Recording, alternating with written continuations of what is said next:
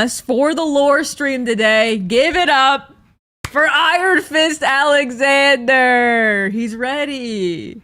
He's like my coach. So if Vati gets anything wrong, Alexander is going to be like, actually, so I was there for that. Dude, a Vati cameo would be so crazy. Me and Vati do a director's cut of his entire discography. Could be fire.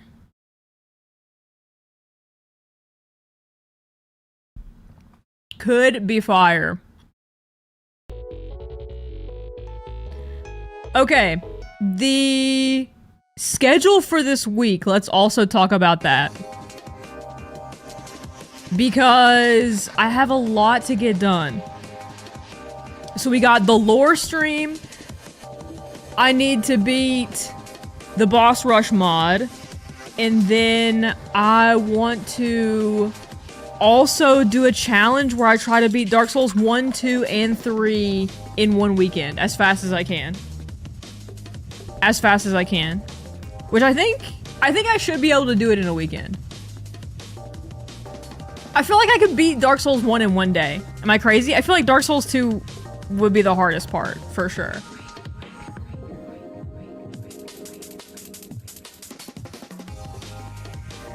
And then after that, me and Allison have to beat Elden Ring together. And then we also want to play Subnautica. Subnautica 2. That's either gonna age really well or very poorly.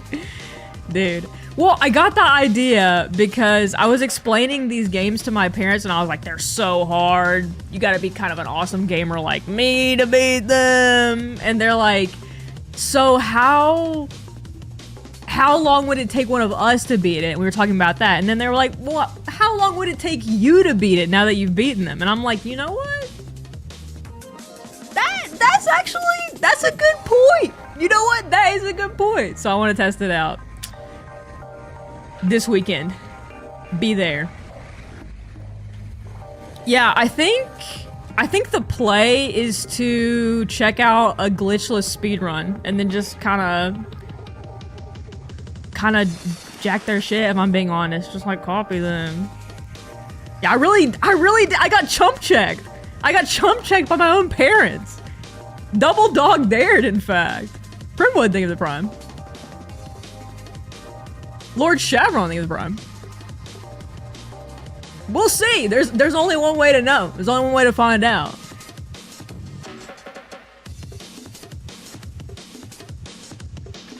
Only one way to know is to do it. Tried that before. It's actually so hard to try and follow speedrunners without being a speedrunner. I also had the idea to have Allison watch a world record speedrun, write the directions, and then I just have to go off of her directions. Plagiarism in the speedruns. Come on! They're like the top of the top. They're the peak. My version of plagiarism is just like when you're little and you try to copy the Naruto drawings in your notebook.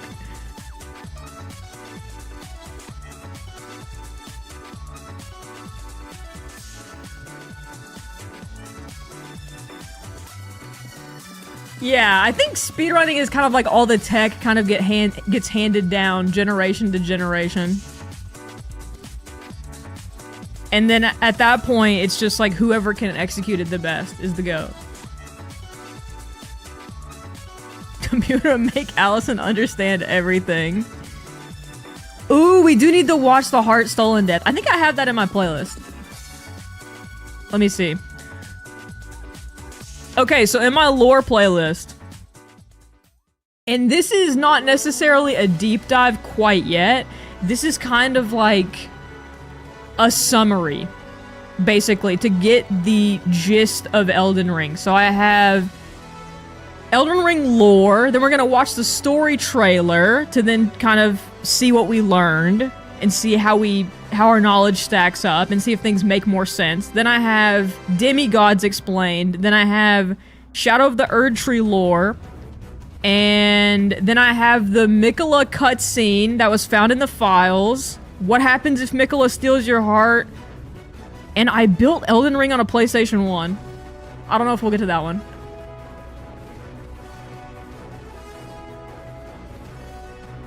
Don't do a big stream week. I'm so busy. Then it's generational VOD food for later. Come on.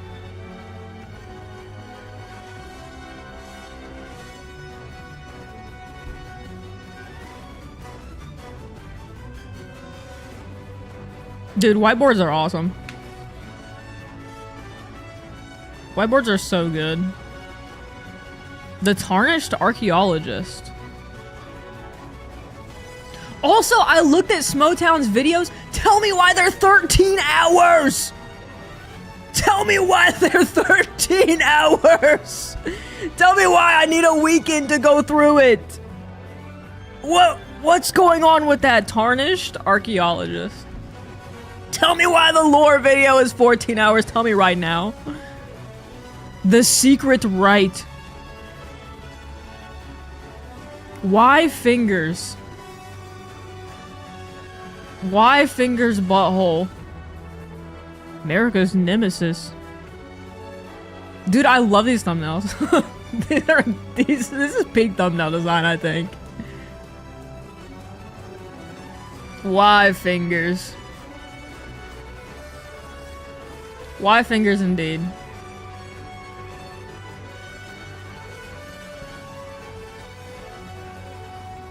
Alright.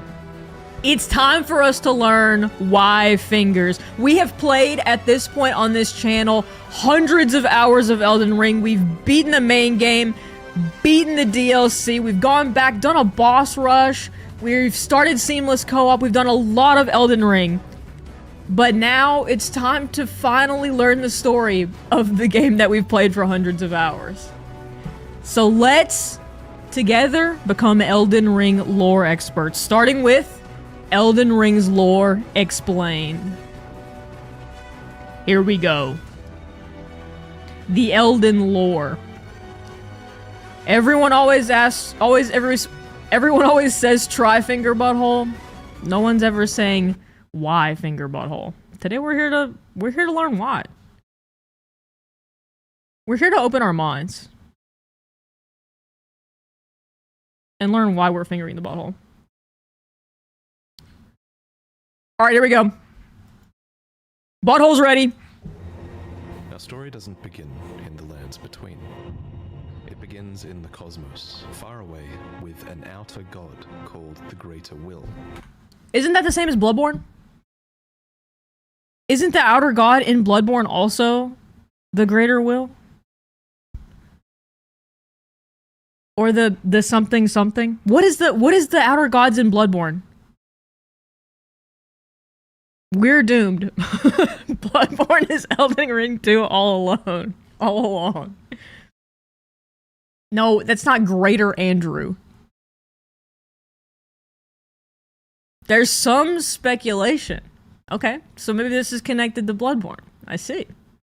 The old ones, yes. Okay. So maybe they took a page out of their book. The outer gods in Bloodborne are pretty similar to the ones in Elden Ring. The Ranni ending is related to Bloodborne. Okay. Wait, she created moon presence. Okay. There are a lot of outer gods mentioned in Elden Ring. Nihil! Nihil! Sorry. You can think of these kind of like the great ones of Bloodborne. What did I say? Vati, I'm in your head. Vati, I'm in your mind. I'm in your computer. They're distant beings. They're all-powerful and they're quite unknowable by design. But many of these outer gods want to make... Dude, Midra's design is so cool. I love Midra's design, man. It looks so sick. their presence felt in the world. The Greater Will, maybe most of all. To this end, it sent a golden star hurtling towards the lands between. The Elden Star's incantation tells us that this golden star was bearing a beast. A fallen star beast. Elden beast. Oh. The Elden Remembrance calls it a vassal beast of the Greater Will. If you didn't know, a vassal is someone who holds land on behalf of their overlord. Obviously, this is fitting in this case. The Elden Beast was a colonizer? So they're colonizing. The aliens sent the Elden Beast to colonize the lands between. What?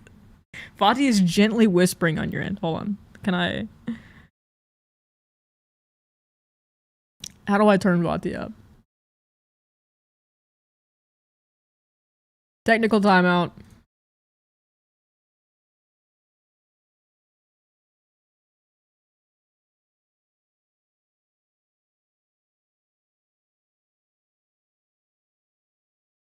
Okay, this might be better.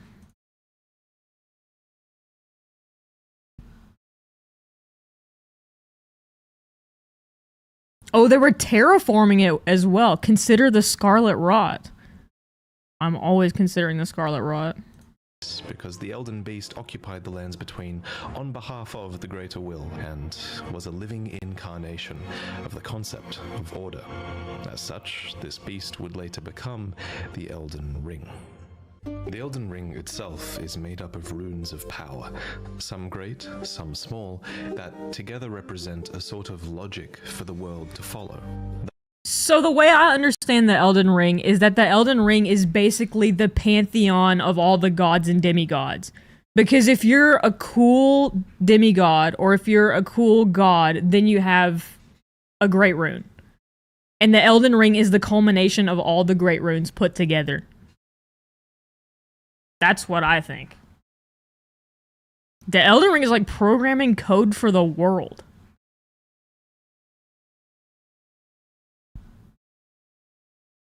Elden Ring is the law of the world. Oh, it's the Golden Order. And you either follow the Golden Order or you go against the Golden Order. The Elden Ring is a supercomputer that processes natural laws and physics. And if you get the other side of the centipede, then Rajir becomes a bug man. Thus, the Elden Ring represents order.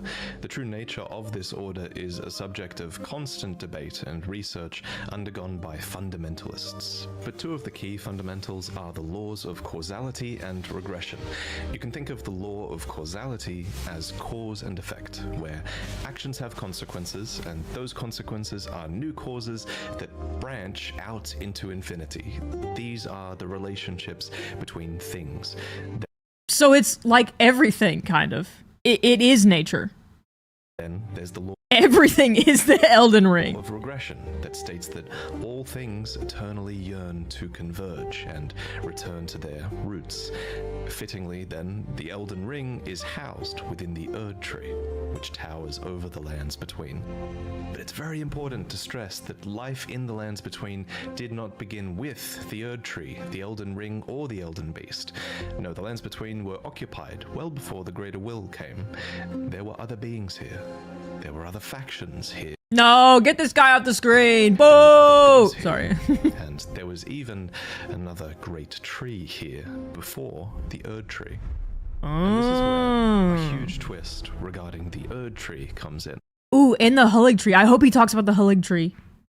So, there are incantations in the game called Aspects of the Crucible.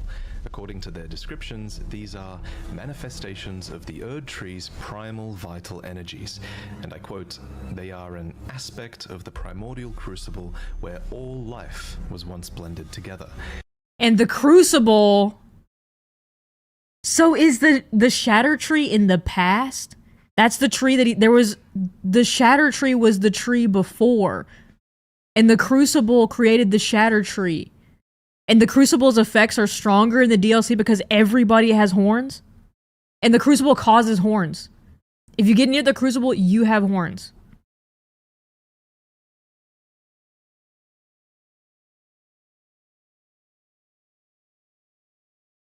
Don't get too hung up on the Shadow Tree right now. Okay.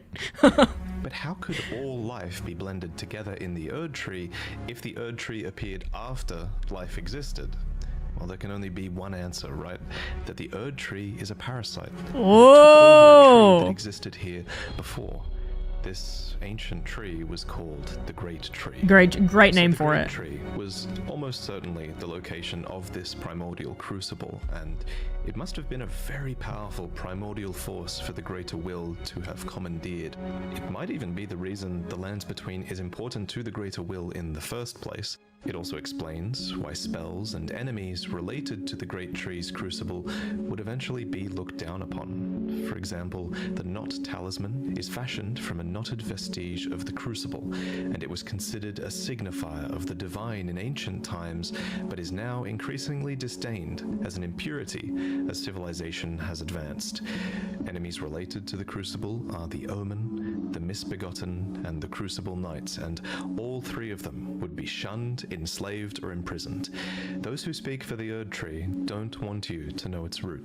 So that kind of explains why the Leonin Misbegotten and the Crucible Knight are in a double boss together. Kind of. Because they're kind of sort of related to the Crucible. But why were they at Redmane Castle? Makes you think. Makes you think why they were at Redmane Castle together. So to speak. According to the spell, protection of the Erd Tree, in the beginning everything was in opposition to the Erd Tree, but through countless victories in war, it became the embodiment of order. In Marika's own words, the Erd Tree governs all.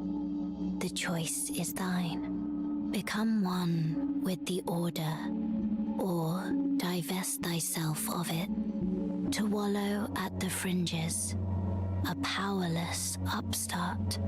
But the Greater Will needed more than a big tree. It needed loyal agents in the Lands Between. So, this is crazy. So the Elden Ring is low-key shitty. Because basically, the aliens send down the Elden Beast. The Elden Beast cultivates the Lands Between. And the Elden Ring invokes this order on everything in the Lands Between, and you can either adhere to the order or get fucked. So the Elden Ring is kind of an asshole. The Elden Ring is kind of like the antagonist, sort of. This is like in Dark Souls when you learn that linking the fire is actually just continuing the status quo of things, and it's really just the gods and all the power that are having a good time. And everyone else has agency in the dark times. It represents the Empire and power.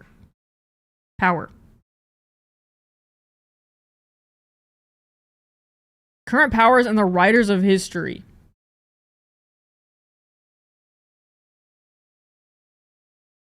So that's why when you become the Elden Lord, it's actually not awesome. You actually usher in an age that's not super great. They call it the Age of Fracture. So you're not even really fixing anything. You're just continuing the Golden Order, but you don't have the power to enforce it.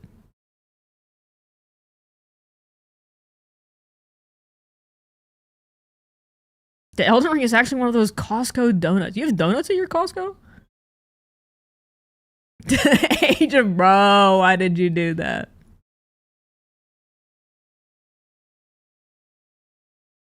All endings have their downsides. That's one of the things I really like about Miyazaki's games, is that there's no, like, even the good ending, once you learn, the good ending is not necessarily the good ending. And the bad ending is not really the bad ending. There's kind of trade-offs to everything, and it depends on your feelings on what's better. Because usually one ending is better for one group, but it's not necessarily better for the whole group or the whole land. How many endings are there in Elden Ring? I know about the Age of Fracture, which is the normal one, where you become the Elden Lord. And I know about Ranni. I don't know what happens in Ranni's ending, but I know Ranni, she makes the moon presents. The good ending is the one where you adopt Bach. There's 6 unique endings? Wow. How many were there in Dark Souls 3? 4? There's 3 with the Firekeeper. There's the crazy one. And the normal one. There's 5?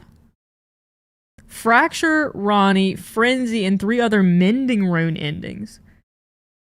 There's 3, but the Elden Lord ending has 3 different versions. 4 of them are very similar. Okay. There's a Fia ending. Where she hugs you for an extended period of time, takes your whole HP bar. There's a Poop Eater ending?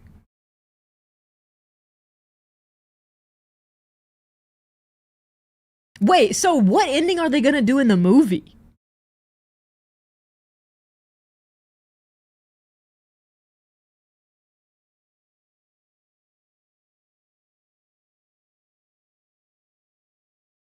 Fia, Dung Eater, and Gold Mask quests give different Elden Lord endings. Gold Mask is the bikini guy. I found him, but I don't know what to do with him.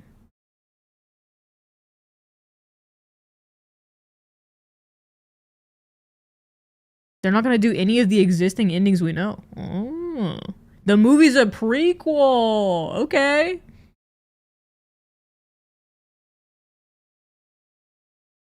Yeah, I think it would be way too difficult to make the movie about the Tarnished. Because of the endings and the order and everything.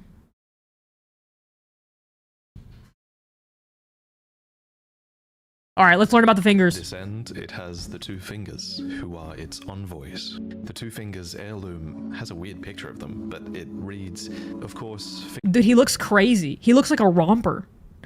They made the two fingers look like a damn romper in the heirloom. What the hell? And they got the little butt crack men worshipping him. Fingers cannot speak, yet these are eloquent. Persistently they wriggle, spelling out mysteries in the air. Thus did we gain the words of our faith. These words are interpreted by the finger readers.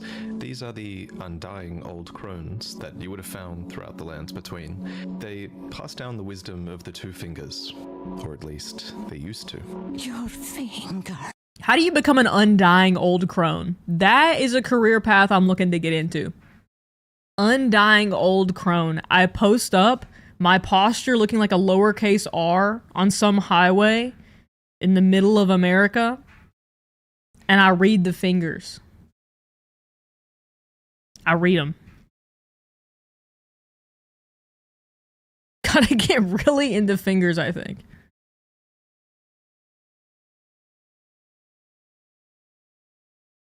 Please, your fingers. I can read them. Most of them appear to have lost their purpose, and they're desperate to read your fingers and tell you annoying riddles, since their two fingers are likely dead.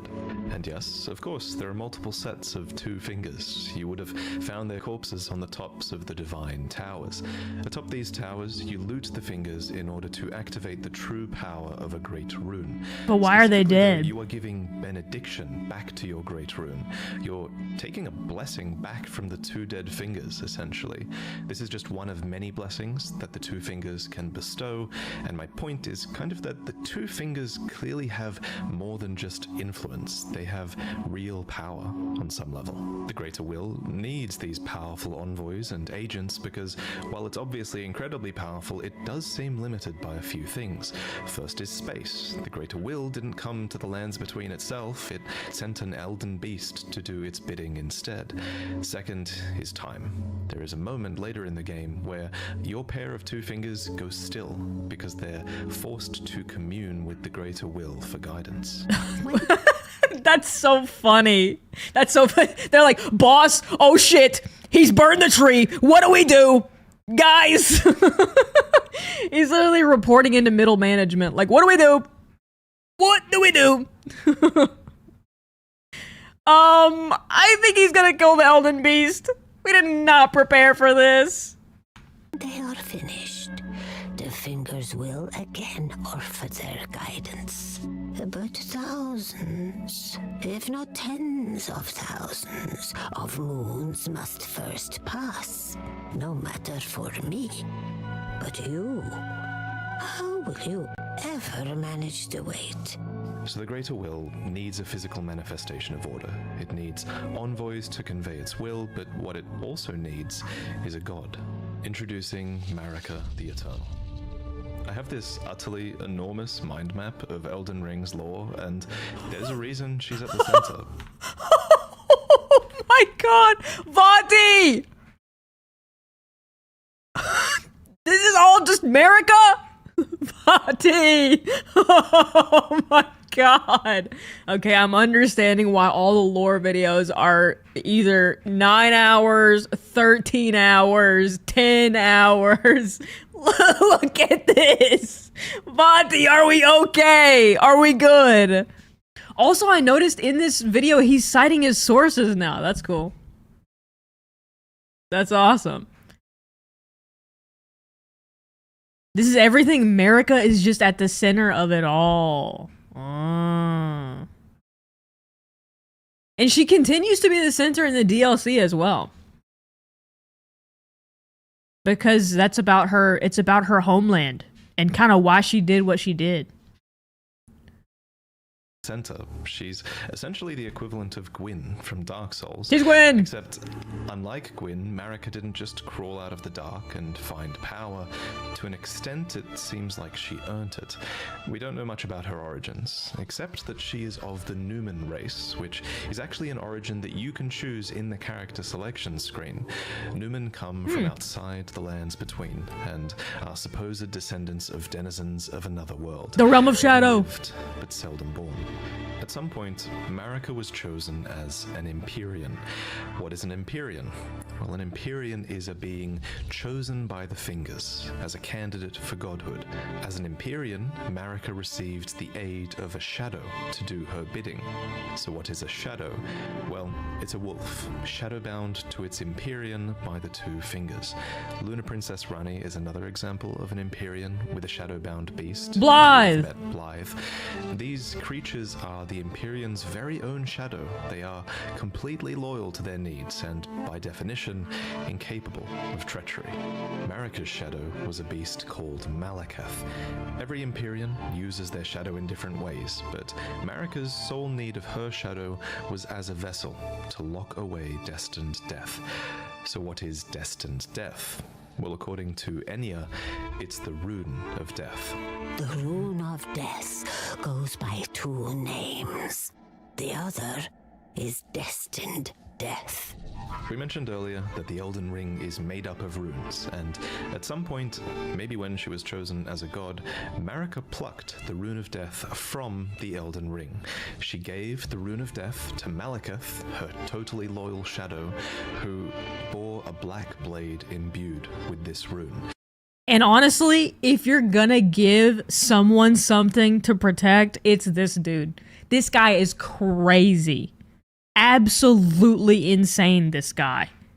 Just a demon, an absolute demon. I would have made the same choice. This guy is a freak on the court and off. Hi, Gooby. It's kind of genius, really. In a single act, she removed the concept of death from the lands between, while also commanding total control of death through her shadow, who could deliver it at her whim. So that's why the Tarnished can respawn, because she removed death from the lands between. Hi, Gooby. Gooby would also remove death from the lands between. Now, some of you might be asking, if death is removed from the lands between, how come I can kill this dog? First off, shame on you. Yeah, why would they do Second, from my that? point of view, What the fuck? Why would he do that? Even to film it, why would he do that? Vati. What are we doing? What are we doing that for? Surely it was not worth it. that dog isn't really dead. It's simply in the process of its spirit, or its soul, returning to the Erd Tree. Catacomb dungeons, for example, are specifically constructed near the roots of the Great Tree for this reason, so that the Erd Tree can reabsorb their ashes back into it. This process replaced the concept of a death that you were destined to have, but this random spirit outside of a catacomb dungeon says it best.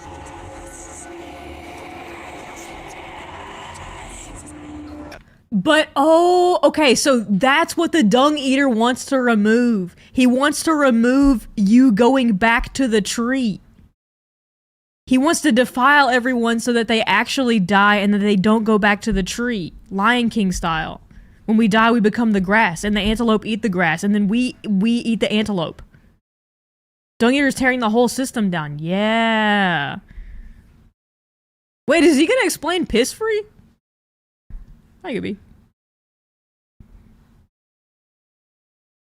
As another example of this theory, when you kill a major boss, you receive a remembrance of them. These are spirits, and they are hewn into the Erd Tree. In this way, thanks to the Erd Tree's grace, their spirits are immortalized, in a sense.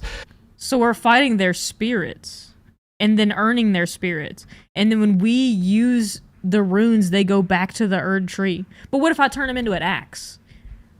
A la Godric. Then what happens to their soul and spirit? Gooby, you cannot have my water bottle, sir. This new form of death also explains what's happening when you summon spirits. From ash and return to the Erd Tree. However, some spirits never return to the Erd Tree, and they rise within death as corpses or skeletons instead.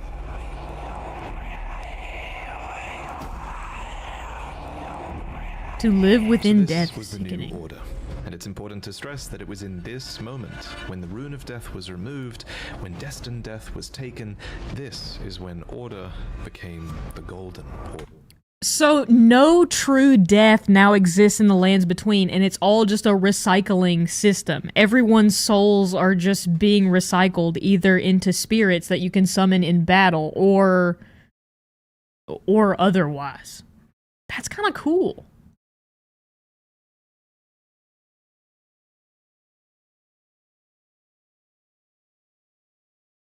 Malekith is Garank?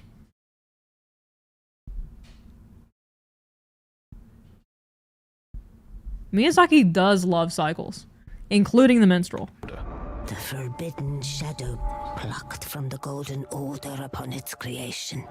Specifically, this was Marika's golden order.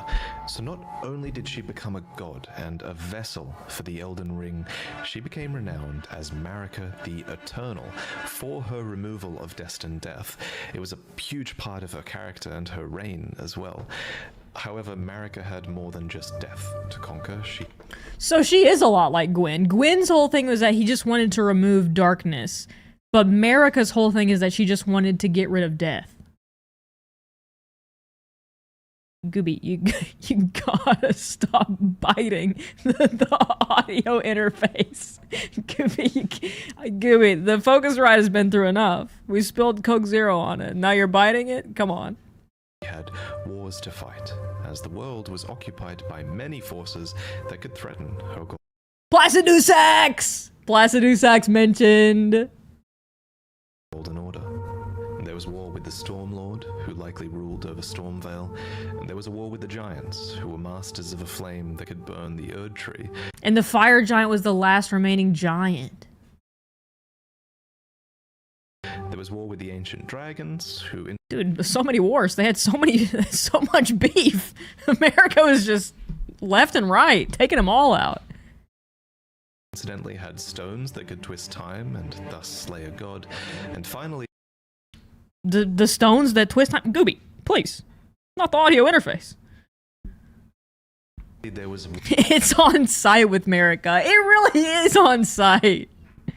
Okay, so Placidusax used the time rocks to send himself back in time so that Marika couldn't kill him? Oh, Elden Ring has a lot of history is written by the victors motifs. I see. The first Elden Lord. Polls think we're on tier 1. Placidusax is made of the time rocks. Placidusax isolated himself from time to wait for his god. Or for me to lay down in one specific spot and then come kill him violently. Gooby, please. Gooby, please. Gooby, please. The focus right, Gooby. Gooby. He was hiding after his fight from Bale, not from Marika. I see. Ancient dragons can manipulate time. Like the one from Dark Souls 3. And you do that thing and he's just there in the void.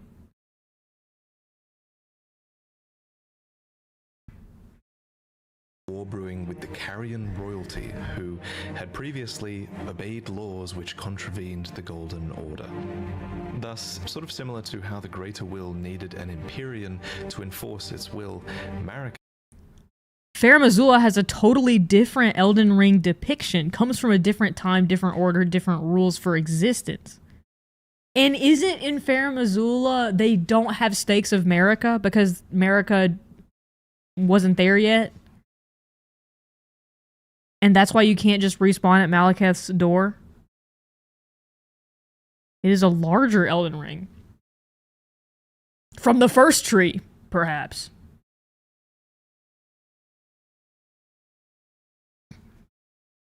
herself needed someone to wage war, so there was to be a husband. Absolutely. A consort, an Elden Lord. What else is a husband for?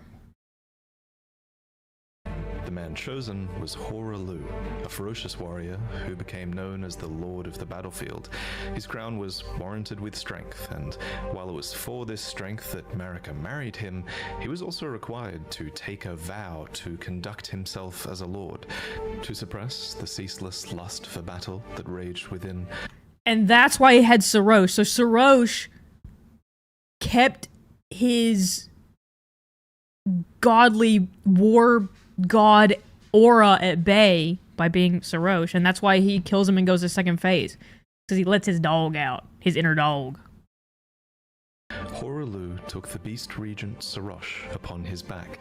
You'll notice this is another example of a beast being given for the purpose of serving order. Thus, in this moment, he went from being Horalu, warrior, to Godfrey, the first Elden Lord, consort to Queen Marika, and a certified demigod. Godfrey and Marika had 3 demigod children together. There was. It's kind of like when you go over to your significant other's parents' house, you gotta keep it down, you know what I mean? You can't be WWE wrestler at the family Thanksgiving. You gotta put a lid on it. Sarosh basically biting the shit out of Godfrey's shoulder to distract him from the bloodlust. That's crazy.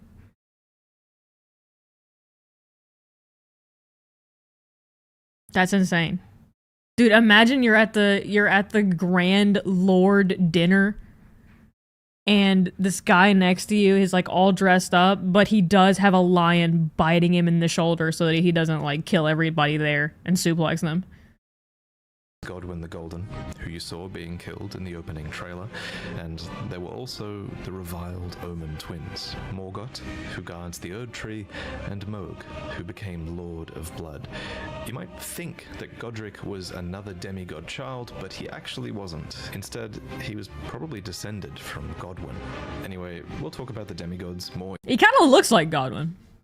That was a Mohg moment. Dude, I didn't realize that Mohg has Miquella in his picture.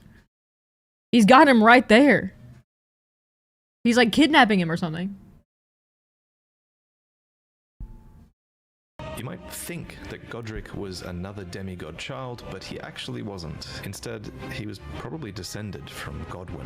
Anyway, we'll talk about the demigods more in detail in another video, so subscribe for that. But for now, just know that Godfrey and his offspring were the first demigods, henceforth known as the Golden Lineage. In his wars, Godfrey led his 16 Crucible Knights into battle, who were named so for they fought with the primordial powers of the Erd Tree. Their incantations were aspects of the Crucible itself, and they likely fought giants, dragons, the Stormlord, and more to usher in their age. The Stormlord. The age of the Erd Tree. In Marika's own words, Nameless King. "Hark, brave warriors. Hark, my Lord Godfrey. We commend your deeds. Guidance hath delivered ye through each ordeal to the place ye stand. Put the giants to the sword and confine the flame atop the mount. Let a new epoch begin, an epoch glistening with life." So they had to get rid of the giants because the giants had the fire to be able to burn the Erd Tree. So in order to keep the Golden Order and grow the Erd Tree, they couldn't have someone who could burn down the Erd Tree. That's why they had to get rid of the giants and cage the fire to protect the Erd Tree. I'm understanding. I'm understanding. The pieces are coming together. brandish the Elden Ring for the age of the Erd Tree. Age of the Erd Tree. The Erd Tree would go on to be largely seen as a blessing for all of those in the lands between, especially those close to it in Leyndell, the capital city of the Erd Tree. The tree bestowed blessings. For example, the dew that dropped from its branches were like jewels. It loomed overhead as a constant reminder of order, and its roots reached far and wide, relieving many of the burden of death. In fact, Erd Tree burial was one of the highest honors a hero could receive. One by one, the previous factions of the world fell. The giants were put to the sword. The slow-mo of that Felder crazy-ass was killed bird. by Marika herself. The ancient dragons broke down the walls of Leyndell, but met fierce retaliation. However, I think the House of the Erd Tree encountered the most trouble against the land to their southwest, Leonia. Here, the House of the Moon repelled their offensives time and time again, and I mean that literally, because there was not just one but two wars fought here, and in both of these, there was no victory for the Golden nor for the Moon. And I suspect it was probably because of these lobsters. Yeah, those lobsters are fucked. They are fucked for sure. What I was gonna say is that I didn't know that the Carrion Knights didn't fuck with Leyndell. I didn't know that those two were opposing each other. These damn things. Yeah, fuck the can snipe you from, lobsters. like, a mile away, and it's bullshit. Actually, it was probably because of the Carrion Knights, who, according to their weapons, were able to wield sorcerous battle skills, and despite Originally, okay, so that's why Marika turned into Radagon to then woo over R'Lana and then get the Carrion Knights on her side. The Carrions descended from astrologers who were buddies with the fire giants. So okay, dude, America's crazy. She's really just weaving this intricate political and also genocidal map of taking over the whole lands between. She's wild.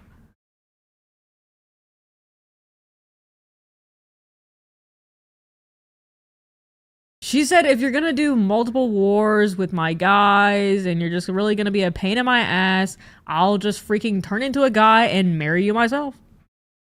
Like, that's Shakespearean, I feel like.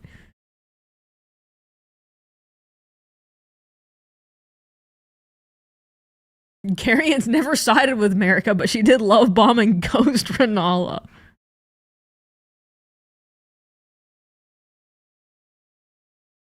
Yeah, it is really Game of Thronesy. Political marriages. The incest we'll get to.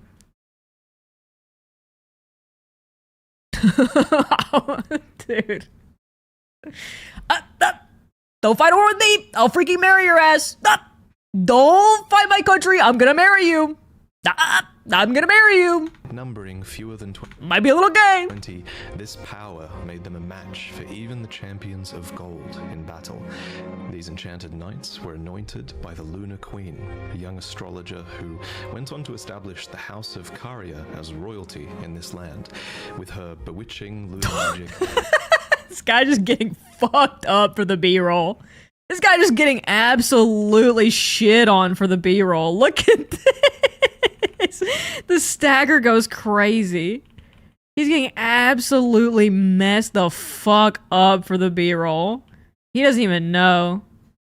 Look at him. Oh my god, twice for the B-roll. 3 times for the B-roll. And a 4th! The Carian royal family and the learned scholars of Raya Lucaria defended their home from the 5th aggressors. At the head a 6th. of this great golden army was Radagon. Lord Radagon was a great champion. I love this guy. Possessed of flowing red locks. He came to these lands at the head of a great golden host. When he met Lady R'Nala in battle. Oh, their eyes locked from across the room. And she was like, okay, shit. I see you destroying my armies and like Why is it kind of doing something to me? Two champions clashed, fell in love, and joined their houses. Dude, enemies to Once lovers. cleansed himself with celestial dew, repented his territorial aggressions, and swore his love to Renala. The order of the Erdtree and the fate of the moon were conjoined, and all the wounds of war forgiven. You might think it strange that the Greater Will would permit this union, but it's not too odd, all things considered, as with most from America pitching it. No, you don't understand. I have to turn into a really hot guy and I have to marry this beautiful woman. You don't get it. It's for the plot. Stay with me, Greater Will. Stay with me. This is really necessary. We're really gonna need this. It's all gonna work out for us. It's all gonna work out for us. I need to be a hot guy. You don't get it. You actually don't get it. The Greater Will's like, okay, I guess. Hey, you do. Hey, it's worked out before. You do you, America. Whatever, you know what I mean? She's a top performer. You can't judge her methods. You just gotta let her cook. software games, sorcery and faith are just two sides of the same coin, and both of these powers stem from the cosmos. Radagon and Renala were known to have 3 children together. Lunar Princess Rani, who inherited her mother's propensity for lunar magic. Radan, who took after his father Radagon and would go on to master gravitational magic. And Rykard, who pioneered new hex sorceries and would go on to feed himself to a great serpent. That's actually crazy. She had 3 goated kids. That's impressive. That is impressive numbers. Spring Bean, thank you for the sub. It follows that at some point after this, Marika began to harbor doubts. Doubts about the Golden Order that she had had a hand in creating. In Marika's own words, I declare mine intent to search the depths of the Golden Order through understanding of the proper way.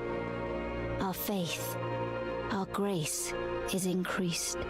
Those blissful early days of blind belief are long past. My comrades, why must ye falter? And it's at this point that we should talk about Marika's motivations, her character. This is surely going to be one of those huge points of debate in the coming years, but for now, my working theory is that she wanted to discover the truth behind Order and the truth behind the Greater Will. And to do so, she needed to be a really hot guy. She needed it to happen. Come on, Greater Will, you don't get it. You don't get it. She needs to be hot. Needs to be hot. And the crack needs to be showing just a little bit in the boss fight. Just a little bit. And she believed that bonds had to be broken so that they could be better understood. She believed that there was great meaning. And no shoes, of course. Of course. Come on. Come on. Why would she need shoes on? In any form, why would she need shoes on? Also, what's the order of siblings for Rani, Rykard, and Radan? Rani is definitely giving youngest. Rani is like the youngest kid that's a little bit rebellious and also doesn't give a fuck. Radan could be oldest sibling in that he's an overachiever and he became really, really awesome.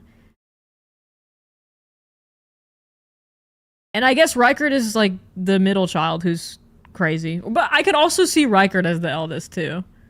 He's also got that overachiever energy.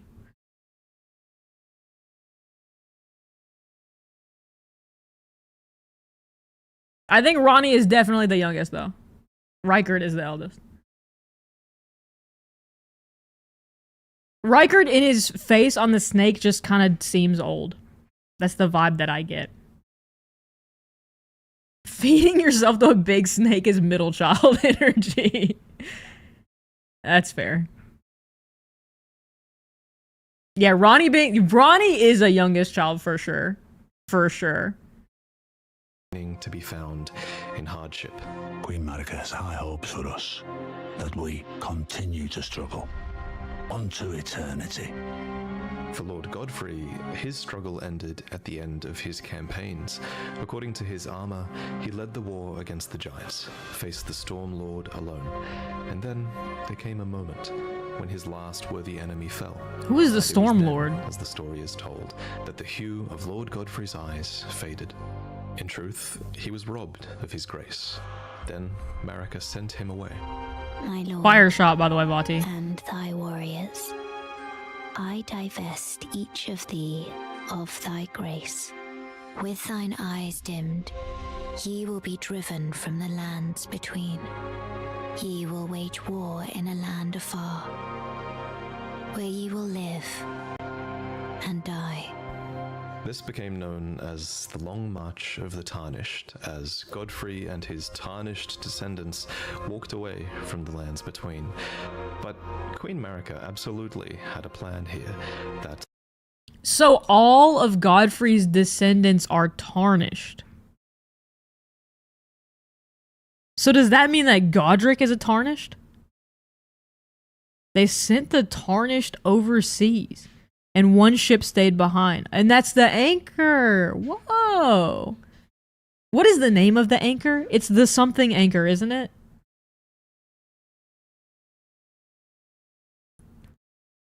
And Godfrey was the first tarnished. He was tarnished the rusted Anchor.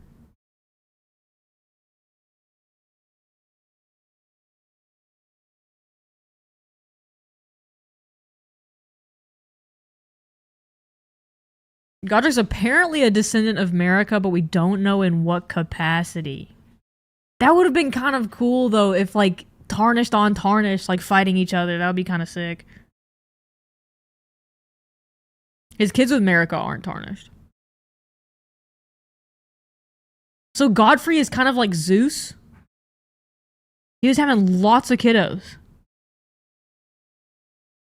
Godric was never stripped of the grace of gold.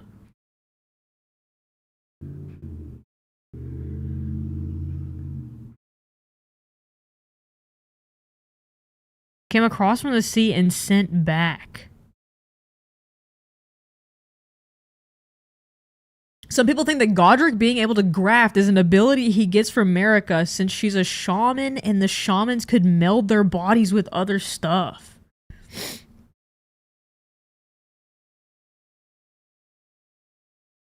Dude, yeah, Marika's family tree took Vati it took up a whole freaking whiteboard.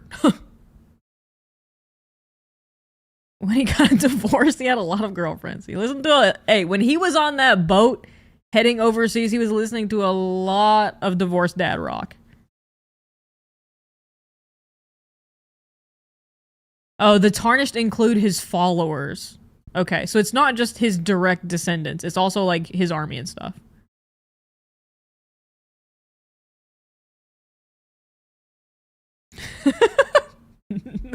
Not Godfrey fucking around on the Carnival cruise.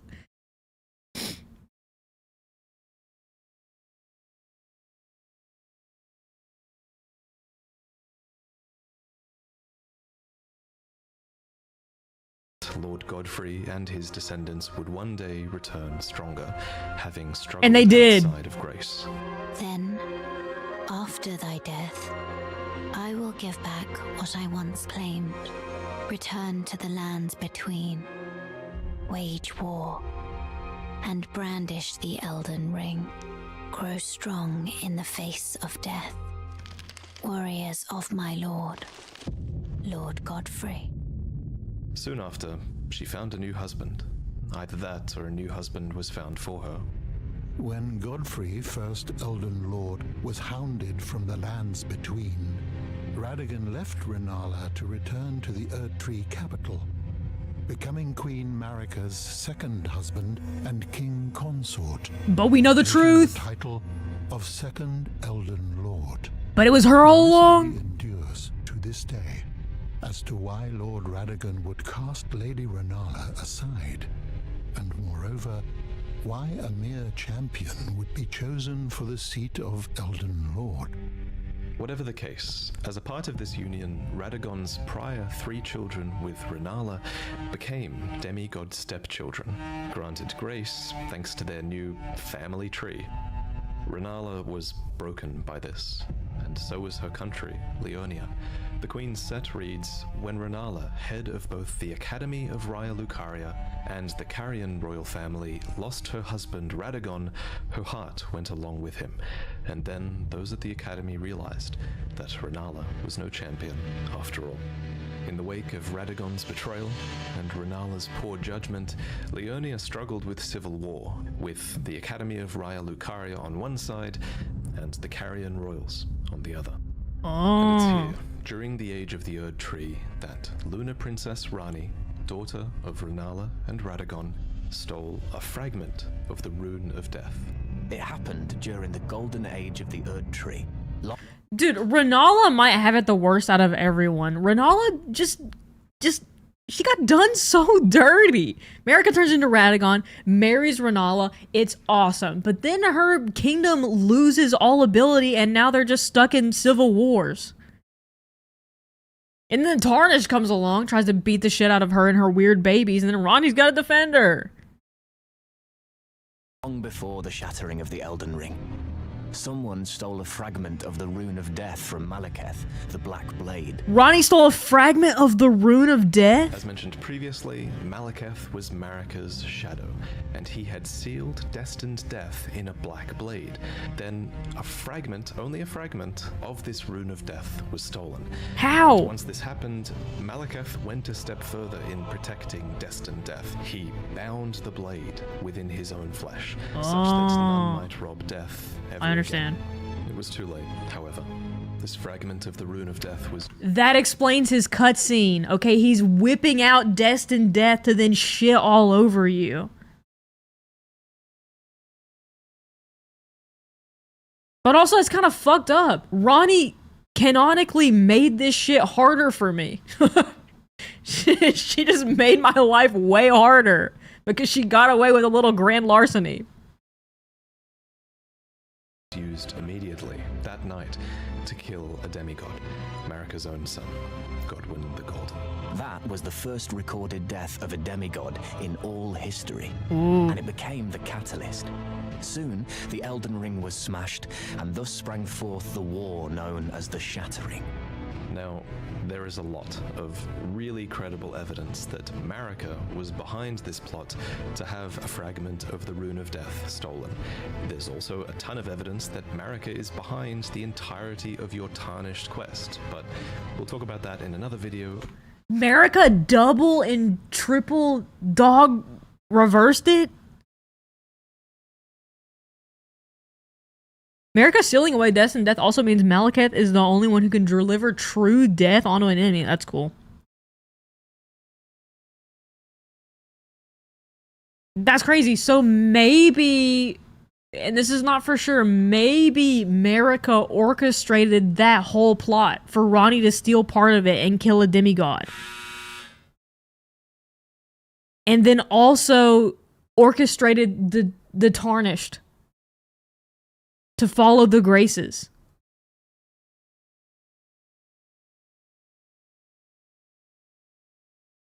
And my dryer's done. For now, all you really need to know, in terms of the timeline at least, is this. After the marriage of Marika and Radagon, and after a fragment of the Rune of Death was stolen, Marika went on to shatter the Elden Ring, and Radagon attempted to repair it, to no avail. The Elden Ring had been broken into runes, some great and some small.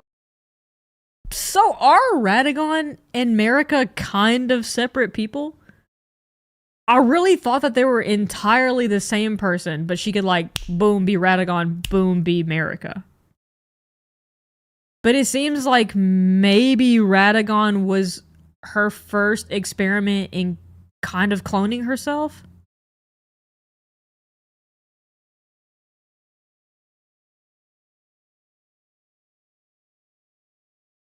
They're yin and yang. Separate people sharing the same body space.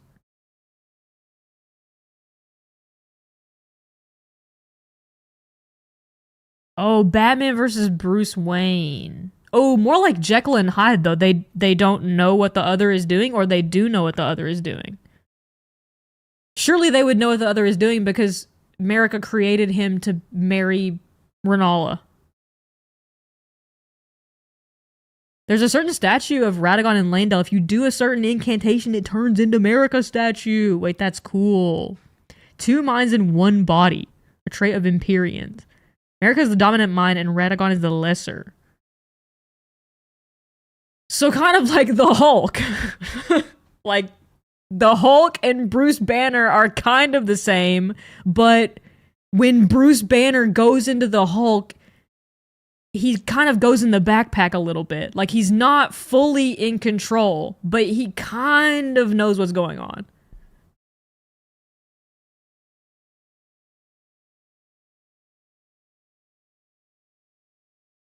Radagon probably wasn't created to marry Renala, so maybe Radagon was just her first experiment in trying to make more of herself. So America is a werewolf.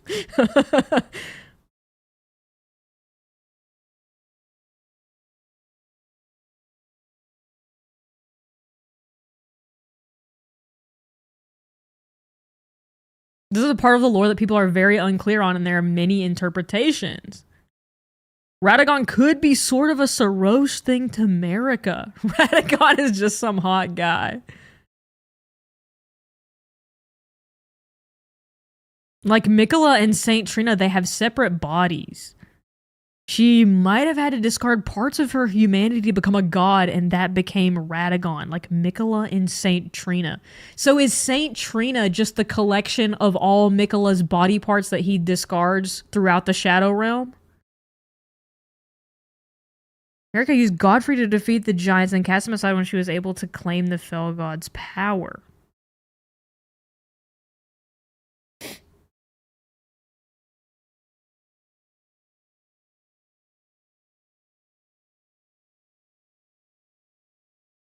Saint Trina is like another body part.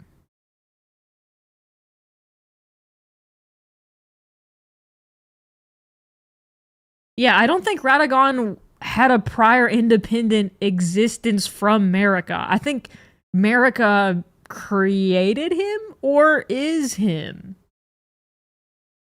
There's a trailer that implies Saint Trina is Mikola's future.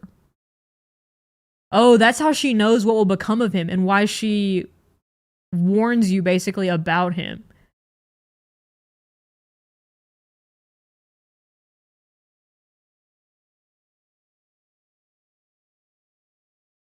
Two gods in a trench coat.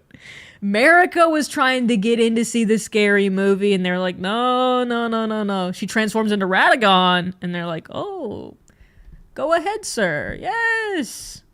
You can see this movie. Go on in. You can see this rated R film. Why not? We will sell you this copy of Grand Theft Auto. You look like a responsible individual. Marika couldn't buy Grand Theft Auto. There is a single dialogue from Melina that suggests Radagon and Marika weren't quite always the same.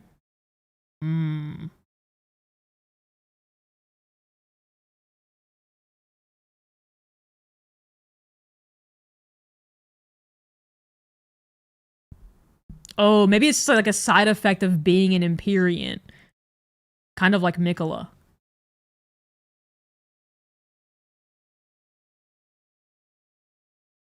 You know, it's said that Lord Radagon harbored a secret. A famed sculptor of the earth. Oh, in the cutscene when we enter the Erdtree, you can see Marika shift into Radagon in real time. But is that Marika deciding to shift into Radagon, or is that Radagon coming out to protect Marika? I'm understanding why every single facet of the lore of this video game can now have an hour-long video. I'm understanding it now. When I was pulling these up, I was like, surely we could just sum it up in like 1 hour. But I'm understanding why every single facet can now also be its own hour. The tree capital was once summoned to render Lord Radagon's likeness in giant stature. when he glimpsed the skeleton in Radagon's closet. And as such, it's said the great statue... Oh, that's the one that shifts in America! Of course, the huge twist His secret in Elden Ring is that Radagon is Marika. Or, depending on what you believe, he became her. For she knew it was going to happen. In Marika's own words, O Radagon, leal hound of the Golden Order, thou art yet to become me. Thou art yet to become a god. Let us be shattered, both. Mine other self. You can tell when From Software is keeping something a little bit open-ended, and of everything in Elden Ring's lore, this will also go on to be one of the biggest unknowns as we move forward. For example, the wording, "Thou art yet to become me," reinforces that Marika and Radagon were two separate entities before the Shattering. However, in contrast, there is also evidence that Radagon was always part of Marika. For example, Enya says that The demigods are each and all the direct offspring of Queen Marika. But how can this be if Radagon married Renala and had those demigod children? The only way that makes sense is if Radagon was always Marika and he just went over there to seduce Renala. I do think that they are two separate entities. I like the Hulk and Bruce Banner analogy, that Radagon is still always in there and can come out and make choices, but they are... They take up the same space effectively. Like, they're like melded in there. But they are also independently in there. Does that make sense? Robin, think of this up. Yeah, I think Marika kind of cloned herself, maybe? But this was her first foray into cloning, so she couldn't make a separate individual. They're still part of each other. Two minds, one body.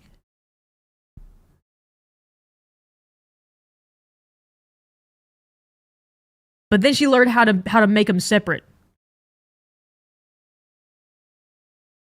Long ago. I'll present more concrete theories in the future, but on this matter, the most important thing is, what do you think? While you can figure out a ton of Elden Ring's story, not all of it is open to interpretation. Certain things are, and this is one of them. And your interpretation is a big part of what makes this story special. Okay, Vati. This is like at the end of the video game cutscene where they're like, and thank you, the player. Thank you. What do you think? What do you, the player, think? It's like, Vati, I don't know. I don't know, man. I don't know. I think they're the same, but I think they're different. There's a whole alchemical concept of two in one perfect being male and female fused together, like marriage from Fear and Hunger. MD Slush, thank you for the prime.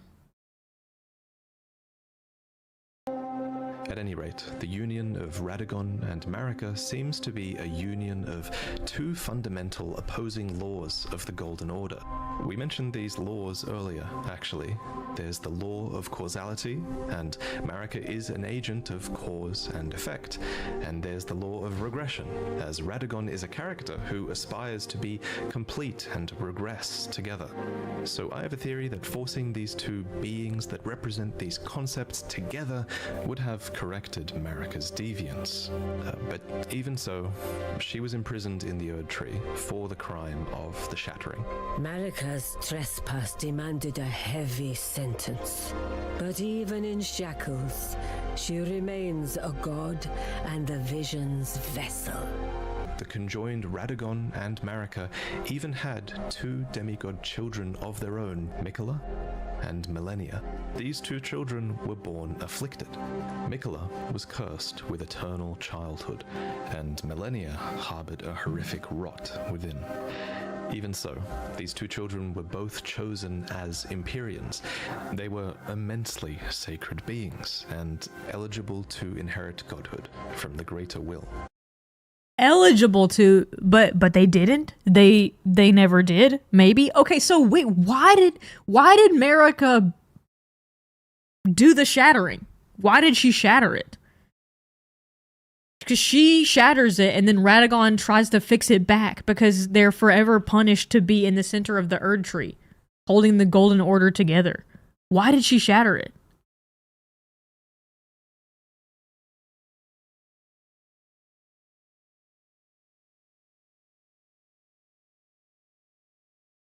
Got bored. Oh, probably because godhood is a prison. She's upset that Godwin died.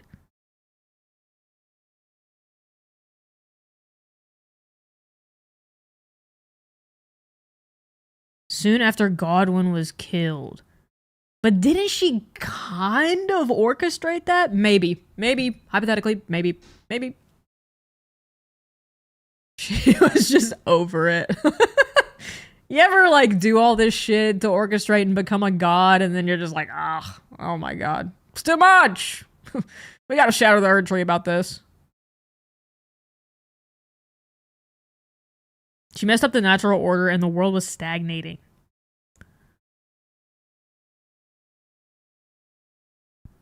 Because Godwin died, but the alternate take is that she figured out she was a puppet of the greater will. I see. So, she either committed the shattering because she was grieving the loss of Godwin, or because she was trapped in the godhood and wanted to get out, basically. Trina says godhood is a prison. She says that that would be Miquella's fate. So Marika's probably trying to break free of her godhood in the same way. But then she ended up in prison in the Erd Tree anyways.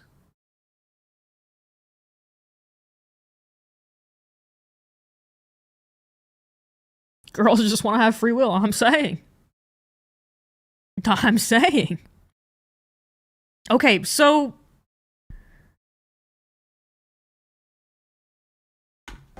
Perhaps the Greater Will was just desperate to find a worthy successor, and indeed, in the Shattering War to come, many would try to claim the shards of the Elden Ring. Okay, so that's... Okay. So they're all fighting to become a god, essentially. The people who are eligible, which would be the demigods, and Melania and Miquella, who are Empyreans. But little do they know, being a god is low-key a trap because you have to obey the greater will. And if you piss off the Elden Beast, you get locked in the tree forever. Doesn't matter if you're also a hot guy. And they would try to take the throne, including, of course, the Tarnished, who returned from their long march at long last, which we'll talk about in the next main lore video. I should probably also mention here that if you become a patron, you'll see upcoming lore videos early, as that's one of the rewards you get if you pledge to the $3 tier. And if you think my channel really adds a lot of value to the Souls games for you to the point where you pledge $20, then in this new tier, you'll receive a new mug every 3 months that has a unique Vati mug with the games by From Software. There are 4 to collect. The first one you'll get is inspired by Dark Souls, then Elden Ring, then Sekiro, and finally Bloodborne. And they all have fantastic art that I worked on with an amazing artist named Chu. But anyway, I figured this is the right place to end this video because the information here is going to be overwhelming. I bet it probably was too overwhelming, you know? It took me ages to I feel like I followed it well. the relationships they had with other characters to memory, so I hope you guys are doing alright. One thing that helped me a lot was that we designed an enormous mind map with pretty much all of Elden Ring's... Can I look at this? Item descriptions, all of its dialogues, all of the relationships between characters that we can think of. We added all of this together and it helped a ton in learning about the story and visualizing it all. And one day I will make this asset available to you all because I think after doing it, I think this is the quintessential I want to see his mind map. Piece together the story, and I think giving you guys this asset eventually will make that accessible for people. So I'm really excited about that. I want to thank Absa and Zard for accepting the paid task of helping me put all the data into this mind map so that I could better understand everything. I want to how do I look at the mind map? All of my footage requests. Vati, let me see your mind map. Creating so many cinematic scenes for this video and for you all to enjoy. Shout out Zard for shooting that one guy with a laser 7 times in a row. And of course, thank you for watching. There are some really exciting things ahead and... Okay, let's see. How do I see Vati's mind map? Music... I don't think it's in this video.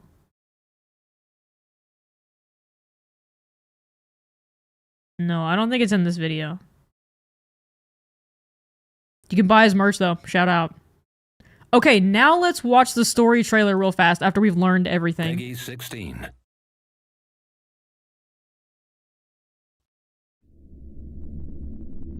So this is a story trailer for Elden Ring.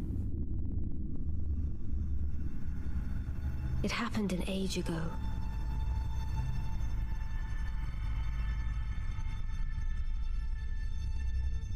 But when I recall, I see it true.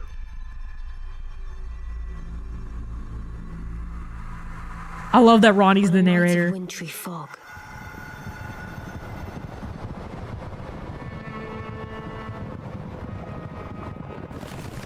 The rune of death was stolen. Was stolen. Bro, you stole that shit. Don't was stolen me. And the demigods began to fall. Starting with Godwyn the Golden.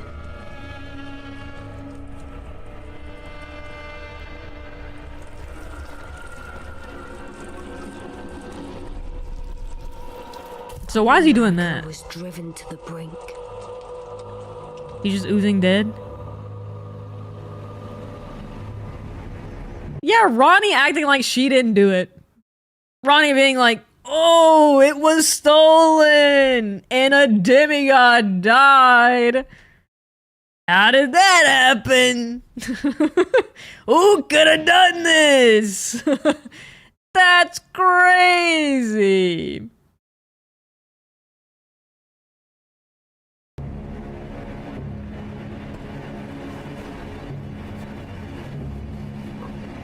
The shattering ensued, a war that wrought only darkness. The Elden Ring was broken.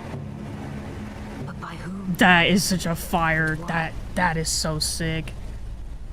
But we know, okay, so we know Morgott fought in the Shattering and lost. He also wanted to be the Elden Lord. But he couldn't because he wasn't worthy. He wasn't eligible to be an Empyrean.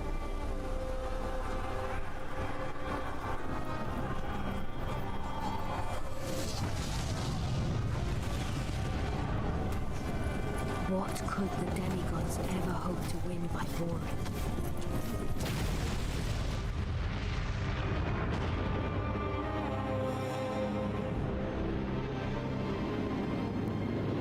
This is so sick. Goat on goat violence. The conqueror of the stars, General Radahn. So why did Radahn take away the stars?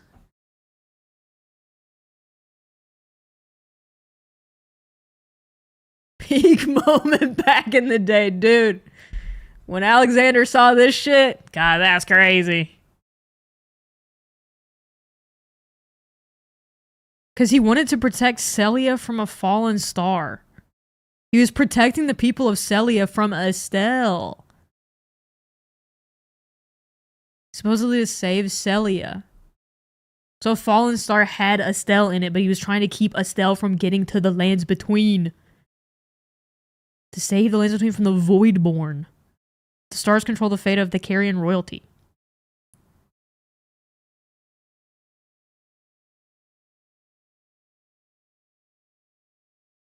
Celia is where Radahn went to study magic.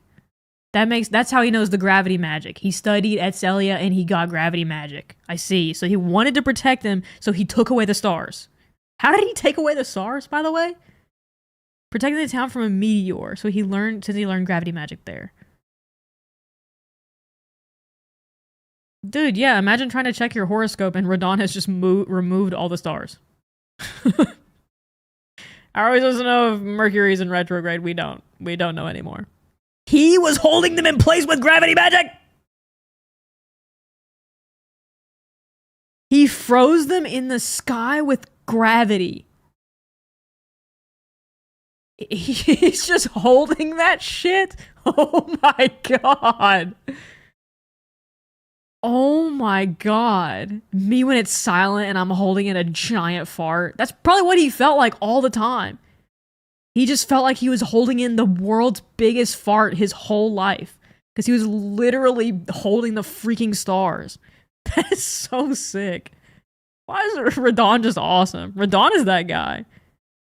Also, while being rotted. Yeah, he was crazy and rotten and eating corpses and still was holding the stars away in the sky.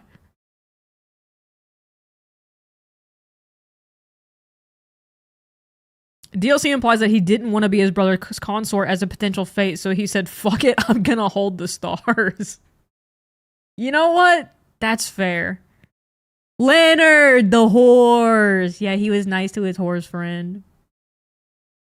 Radon halting in the stars put a dead halt to Miquella's plans. The tarnish kills him, freeing his soul from his body and allowing Miquella to place it into Mohg's body.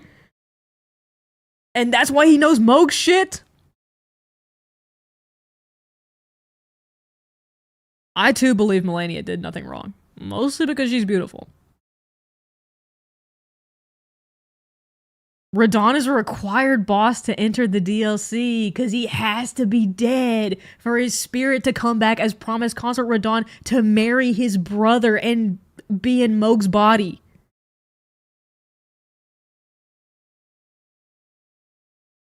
Ronnie sends you and Blythe to kill her own brother too. Everyone wanted him dead. The poor guy. Honestly, Radon is also a really sad case. He's holding back the stars so that he doesn't have to do incest, and everyone's just trying to kill him, and he just wants his land to not be rotten and not be destroyed.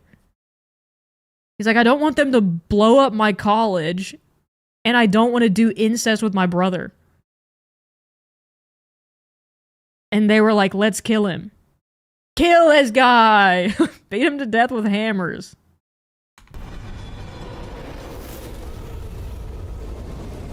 You can really see George R.R. Martin's influence. And the blade of Miquella and Melania the Seventh. God, she's so sick. She's so sick. These two were the mightiest to remain.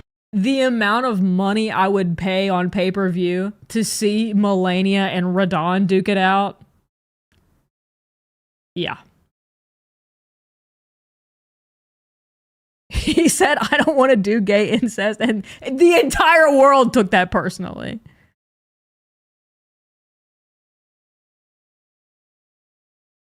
He was the one literally starting wars. Okay, well, look, the god of war starts a few wars and you're surprised? He's a god of war. That's what he does, man. Come on. What do you want him to do? What do you want him to do? It's his job. And locked horns in combat. Dude.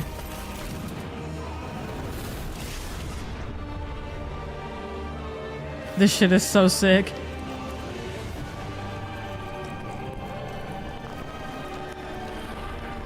But there would be no victor.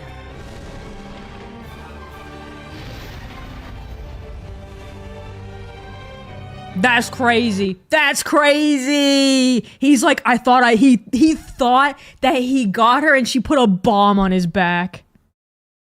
She put a bomb on his back. This is when she turned Caelid into Ohio? Crazy. Absolutely crazy. This shit is so fire. This shit is so fire. Oh my god. But there would be no victor.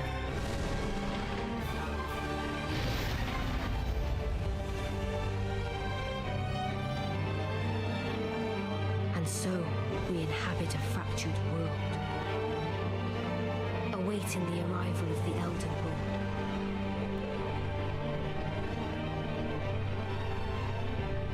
Unless, of course,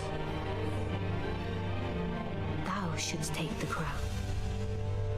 She's so sick. Dude, Ronnie is so sick. And also that shit-eating look on her face as if she didn't, number one, steal part of the root of destined death, number two, orchestrate the murder of a demigod, and number three, plan to have an entire ending where you do all of her bidding to do her ending. Goat. Sorry, that's goat. Sorry, that's goat. That was awesome. That was really cool. Coming soon. Elden Ring, coming soon to own on Blu-ray and DVD. Okay, our next video is Elden Ring Demigods Explained. The demigods are So this is going to tell us all about the demigods, which we've already learned a little bit about, but I think this will help fill in all of the gaps. Ronnie can't do a little manipulation as a treat and lie about it in the story trailer. The lying about it, the unreliable narrator, God. Her swag, dude. The demigods are each and all the direct offspring of Queen Marika. There was Godwyn, Morgoth, Mohg, Radahn. Dude, this was fire. Queen The Marika. staff going down. There was Godwyn, Morgoth, Mohg, Radahn, Rykard, Rani, Mikola, and Melania, Blade of Mikola. Melania, Blade of Mikola. Melania, Blade of Mikola. And Melania. Not again. All of these demigods had fallen from grace by the time the shattering occurred. But in this video, I want to mostly talk about the origins of these characters, who these demigods were before the fall. And some of these demigods fell a long way indeed. Truth. Before he became this unsightly mess, Godwyn the Golden was quite the heroic figure. He was born of the promising union between Lord Godfrey and Queen Marika, and he achieved great renown for his bravery in one of their wars at least, the War of the Ancient Dragons. Ancient Dragons. This war began when Grandsax, a great ancient dragon, rained calamity down upon That's the architecture dragon. Leyndell, marking the only time in historical record that Leyndell's walls had fallen. It's not clear why Grandsax first attacked, but fortifying themselves against lightning, the Knights of the Erd Tree weathered his assault, and Grandsax was defeated. However, this was only the beginning, and a bitter war against the ancient dragons was to follow. During this war, the Erd Tree Sentinels had an epiphany that the only way to truly protect the Erd Tree was to become dragons themselves. And so, despoiling the corpses of their foes, the grotesque Sentinels served the Erd Tree, but fought with the claws of the enemy instead. In the end, the ancient dragons were routed once again. I never thought about that or even thought that there might be an explanation for why the Draconic Tree Sentinel looked or was like that. I just thought they wanted him to look cool. I just went with it. I was like, yeah, no, don't need a reason for them to be draconic. I was like, yeah, that's fine. He looks awesome. He looks great, actually. I'm cool with that. In a graveyard of swords by the storm. They just decided that he should slay. I'm fine with that. Commemorated. Here, we learn that during battle, Godwyn the Golden defeated Fortisax, called the mightiest dragon of them all. However, he did not kill Fortisax. Instead, he befriended him. And it was in this act that the powers of He did a little Uncle Iroh. He did a little Uncle Iroh and lied about it and said, yeah, I killed him, but actually left him alive. the ancient dragons truly became a part of Leyndell. After all, only those loved by dragons can survive the ordeal of cladding their bodies in lightning. So, from an unlikely friendship, an ancient dragon cult was born in the capital city, and the Knights of Leyndell learned to worship the dragons and wield their lightning. I'm surprised that the Elden Ring and the Greater Will was cool with this. Like, this does not seem like something that would be chill, but they're like, yeah, it's totally fine that they allied with the dragons. Lanciax, sister of Fortisax, even took human form to better commune with the knights. It was officially decided that the worship of the ancient dragons did not conflict with belief in the Erd Tree, and it was all thanks to Godwyn, commander of the dragons' golden lightning, and a true child of the golden lineage. Okay. But now, let's talk about Morgoth and Mohg, I would love the to. Omen twins, who were also born of Godfrey and Marika's golden lineage. First, what is an omen? Well, to put it simply, an omen is an accursed child, seen as impure, as they are born with horns on the body and face. When this happens, the correct thing to do, culturally at least, is to cut off the horns of the omen, an act which usually causes them to perish. Okay. So I know, wasn't it Iko that inspired Miyazaki way back when to do some of the lore in Dark Souls and some of the aesthetics in Dark Souls? Because that's literally what happens in Iko. The main character of Iko is exiled because he has horns on his head.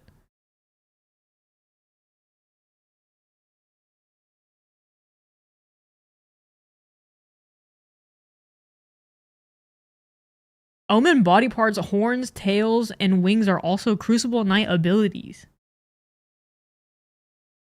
It's pretty messed up. But some Omen do survive this process, and some Omen are even given a cleaver, crafted specifically for them and awarded as a tool of war, although these weapons are bestowed with a readiness to take them away. We find one such Omen in an Erd Tree camp upon the Altus Plateau. Before you fight it, you might have noticed another Omen nearby, writhing in its sleep. This is so sad. This is really sad. Spirits in their nightmares, and I think this Omen is dreaming, haunted by the vengeful spirits of its accursed kin. This brings us to the Omen Killers, who are horrifying butchers of twisted conscience.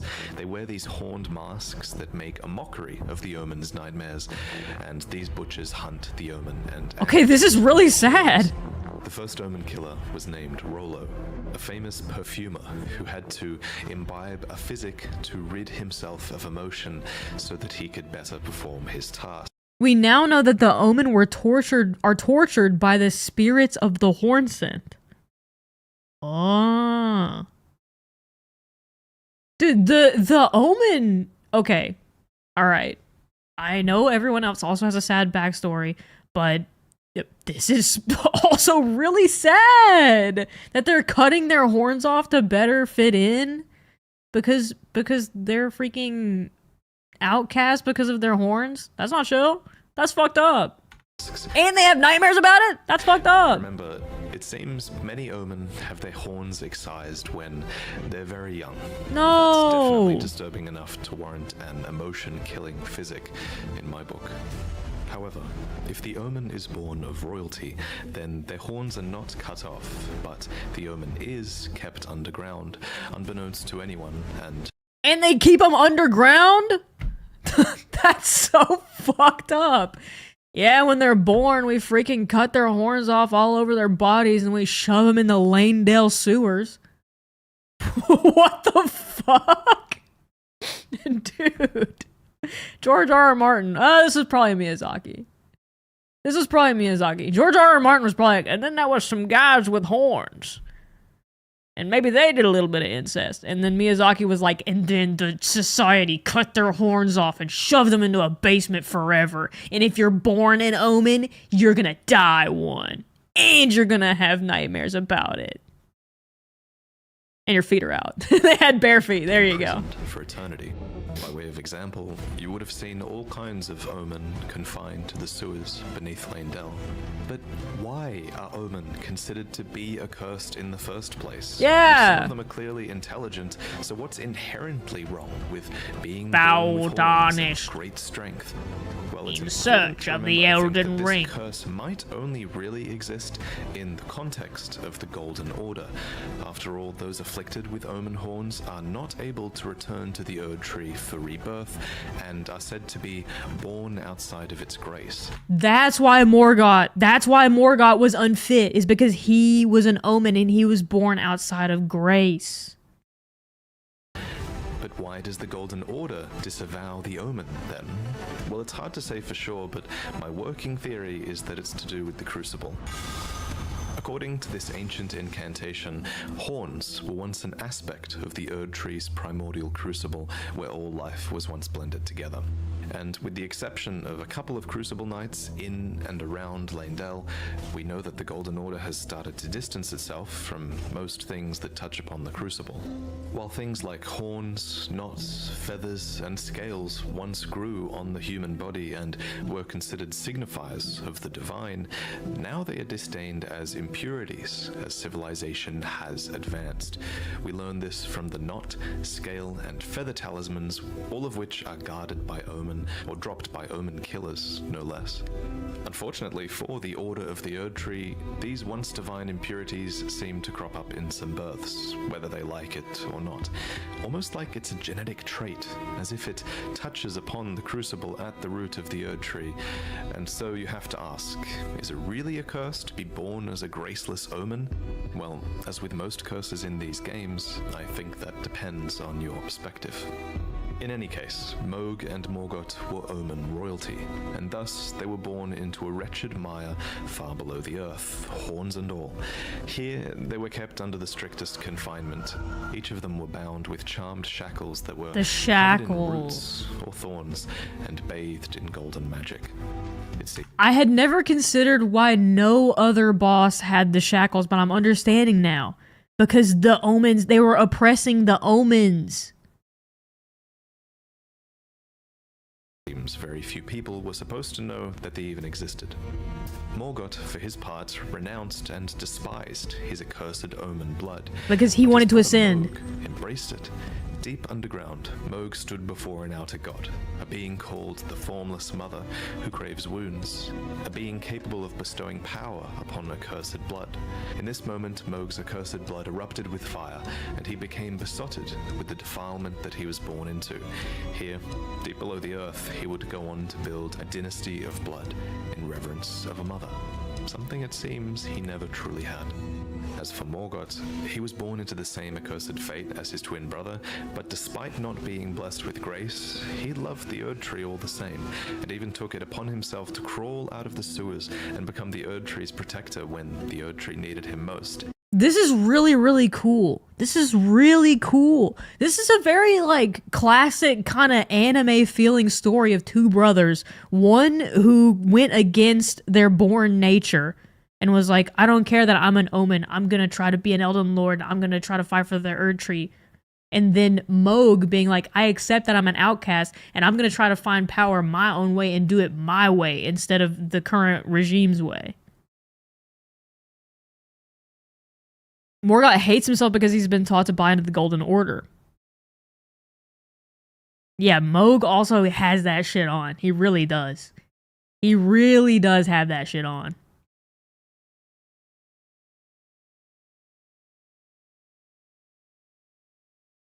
Yeah, Morgoth unfortunately believes that maybe if he does enough, he can transcend his omen nature. But Mohg understands that they're never gonna accept me, so why would I ever crave that in the first place? Why don't I just go as far as I can in the darkness and find my own darkness path?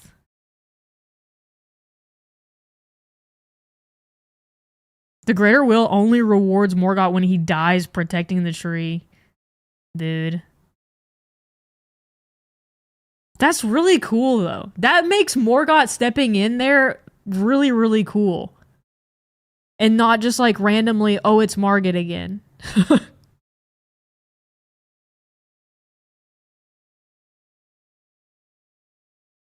Mohg didn't even want to be the Elden Lord until Miquella charmed him.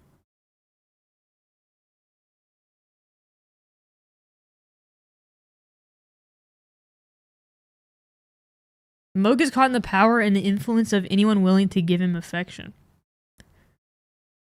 Yeah, I can see that being a big weakness for both of them because they've lived their entire lives being cast out from everything and being considered lesser just by who they are, which is not their fault to any degree. So anyone who's like, oh, you show promise, or you could be powerful, or you could have all these things, might persuade them a little bit, because they kind of crave that. Both of them crave that, and act it out in different ways. Morgoth craving recognition from the Erd Tree and the Golden Order, but Mohg just trying to do his own shit in the sewers.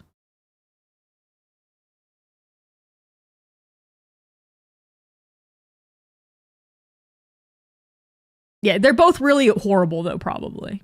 Like, Mohg was, like, doing blood worship in the basement. So, they're just interesting characters. whole reason you fight Margit is because Morgott knows that Godric is the weakest, and since he has a great rune, he's half of the entrance fee to Lanedale. So he has his Margit projection protecting the castle entrance. I see. This is making Morgott and Margit really cool to me. And Moog as well.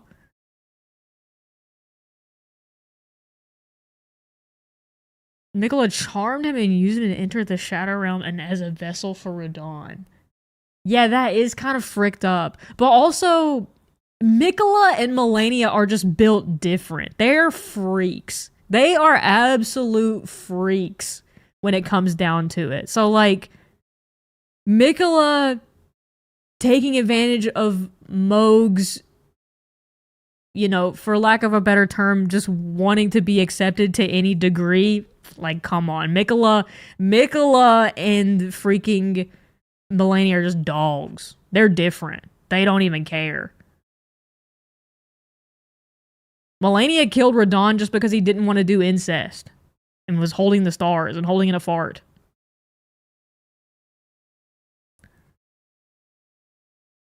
In the end, he rightfully became the Omen King and Lord of Lanedale. Omen or not, he was, after all, born of Godfrey and Marika's golden lineage.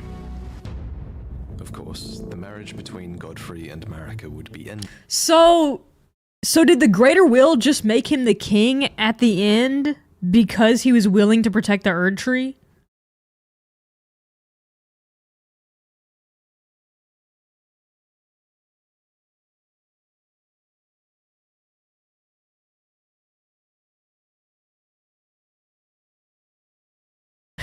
It's sad that when you hit Morgott hard enough, he poops everywhere.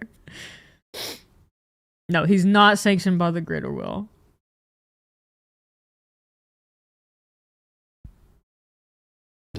And before long, Marika remarried with another man, a champion named Radigan, who Marika calls her other half. He became second in more ways than one, and the king consort, but he also brought with him 3 children from a previous marriage that he had had with a Carian queen named Renala. These children were Rani, Rykard, and Radahn, and they all became demigod stepchildren after Radigan's reunion with Queen Marika. Possessed of his father's flaming red hair, Radahn was fond of its heroic Dude, Radahn in this form just looks like a Nightkin from Fallout. I mean, he looks awesome, but he also just looks like a Nightkin from Fallout. Implications and considered himself to be born of a great champion. Yet he also looked up to another man, Godfrey, the first Elden Lord, Queen Marika's first husband and the Lord of the Battlefield. But Radahn wasn't just the son of Radigan and an aspiring Lord of the Battlefield. Husband and Lord of the Battlefield? Absolutely banger title. That would be awesome. Imagine that pops up in the lower third. Husband and Lord of the Battlefield. He was also the son of Renala, who was head of the Academy of Raya Lucaria and Queen of Caria. So, as a Carian royal, inclined towards sorcery, Radahn bent his will towards mastering gravitational magics. Rock sling, gravity well, collapsing stars. These techniques were taught to him in Celia, the town of sorcery, all so he would never have to abandon his beloved but scrawny steed. That said, before long, his powers would be put towards a more cosmic purpose than simply allowing him to ride his own horse. What a cool dude.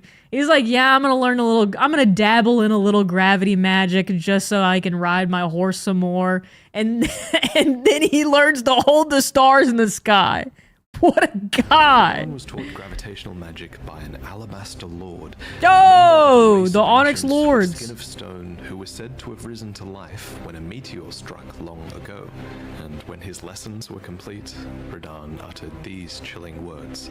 Thank you for your tutelage. For now, I can challenge the stars.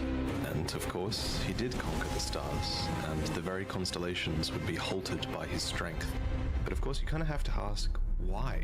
Why was it necessary to conquer the stars in the first place? Well, I have a couple of theories. Theory 1 is that it was done in self-defense.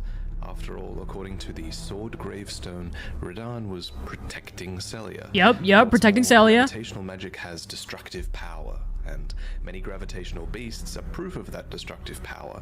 A being named Astel had even come down to the lands between in the past and destroyed a place called the Eternal City.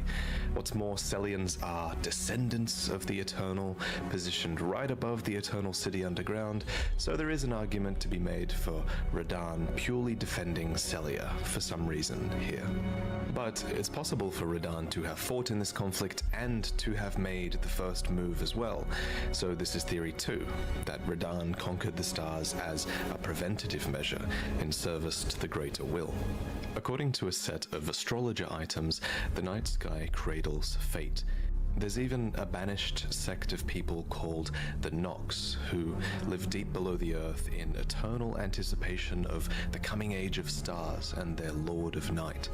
Long ago, these people invoked the ire of the Greater Will, so it would make sense that those in service to the Greater Will might have sought to arrest the stars and put an end to this fate. Okay. Okay. So they're the people of Nox that live in the Eternal City also have a god, kind of maybe like the Greater Will, and they would come from the sky. They would come from the sky kind of like the Greater Will. So in order to prevent them from ever coming from the sky, he stopped all the sky activity. Radahn is basically just playing Ozone and keeping all meteors from ever hitting the lands between. The Nox angered the Greater Will, using the Fingerslayer blade to attack Metter, Mother of Fingers, since she was a gaping wound when we fight her. Radahn made me a Gemini against my will. Oh, Ronnie's ending is the Age of Stars that the Nox are waiting for. Okay. So Ronnie is kind of their god, sort of? Ronnie becomes the Lord of Night and brings it in? Radahn has grounded every plane in the lands between. Radahn shut down Spirit Airlines.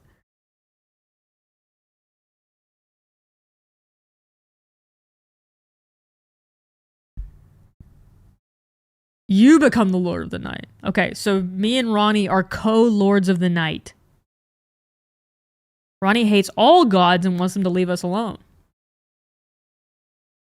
She ends the cycle and allows the living to determine their own fates. I see.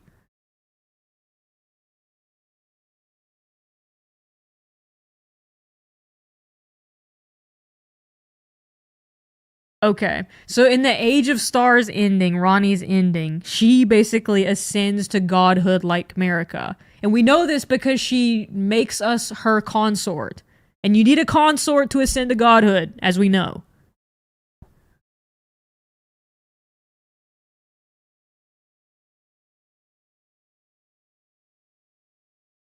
Okay, so that's why the Greater Will does not fuck with the Nox. Because the Greater Will, they want to be the only gods in town. They don't want other gods.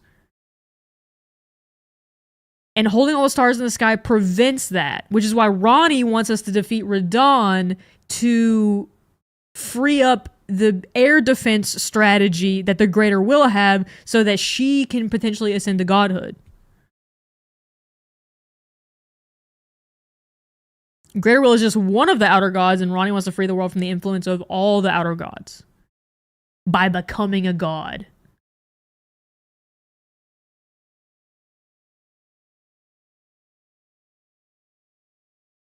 I see.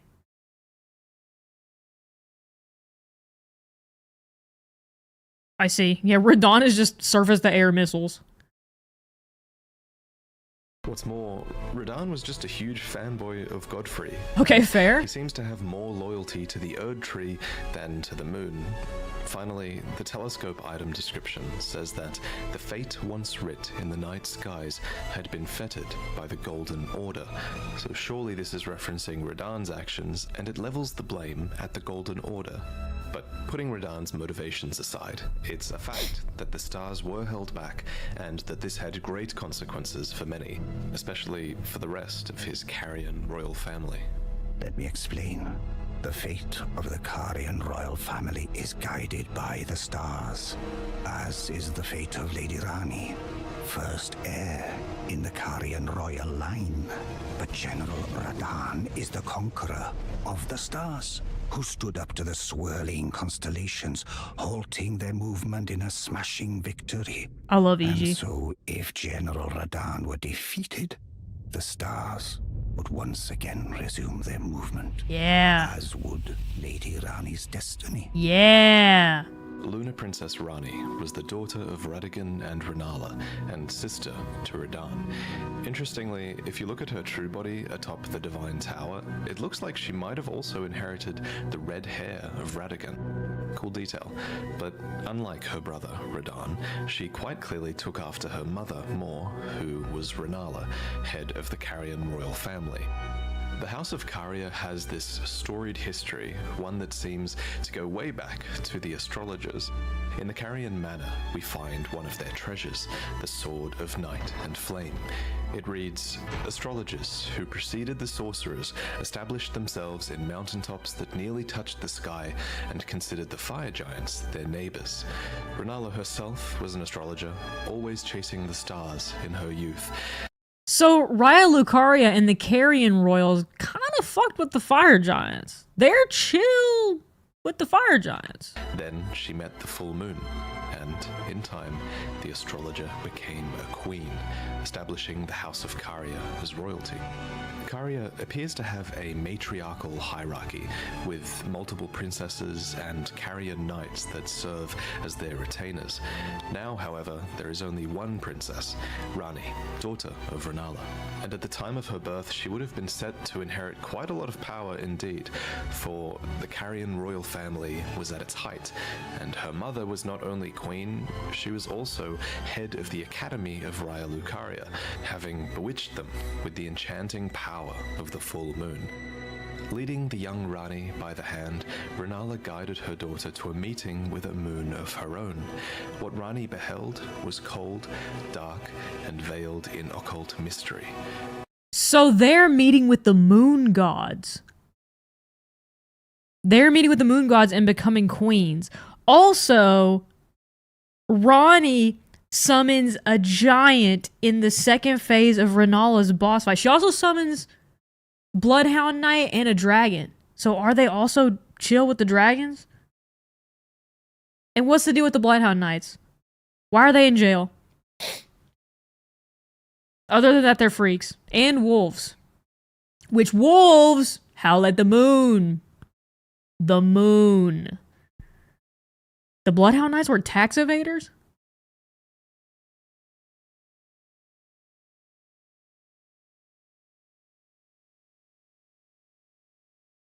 They gaze in the stars and gain knowledge.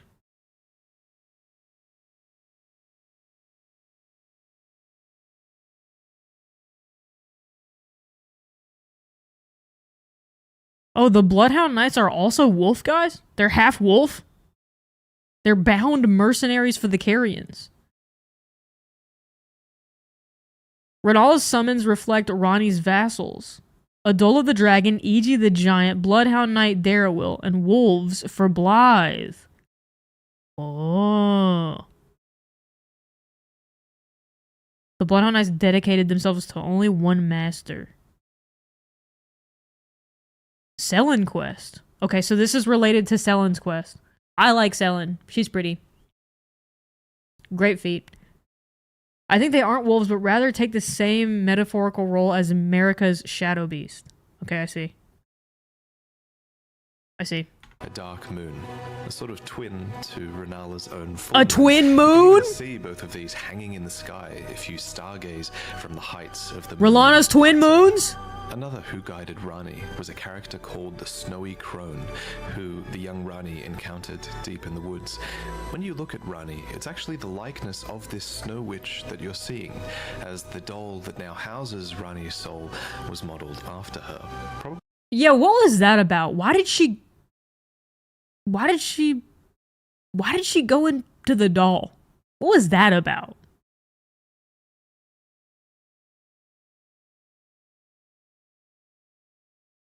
Selen wants to usurp Renala's rule as headmaster of the academy because she wants to do experiments.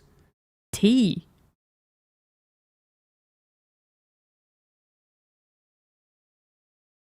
Because her body is dead, but her soul is alive. Oh. She had to shed her body to protect her soul, to become an Empyrean. She had to kill her Empyrean flesh to stop from being under the influence of the greater will.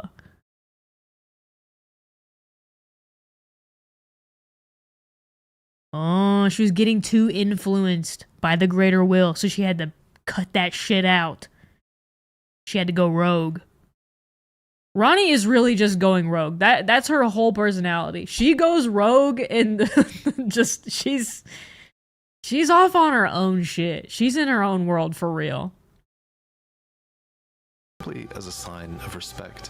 Clearly, Rani looked up to this mysterious woman. She became Rani's secret mentor. The Snowy Crone. She even knew about the Dark Moon, teaching the young Rani to fear it as she imparted her cold sorceries.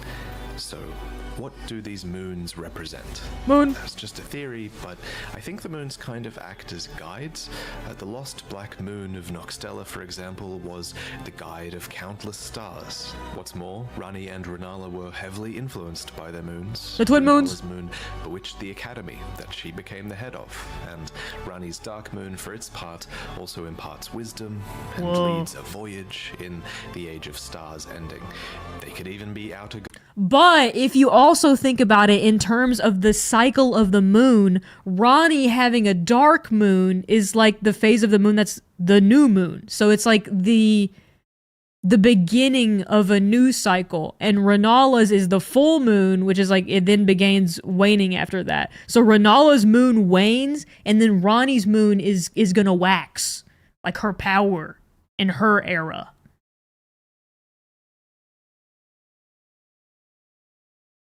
Exactly, Twilight reference. Okay, awesome. Dude, Miyazaki loves Twilight, man. What about the twin moons? The twin moons are just beautiful. You gotta love twin moons. Gods.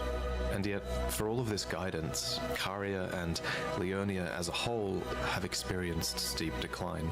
Radagon betrayed the House of the Moon. Be shot. Radagon locked the stars out of motion. The Academy town is flooded to the north. Caria has been ruined in the west, and the stars and moon have gone their separate ways. Nevertheless, Rani, last princess of Caria, remains, carefully setting new plans into motion.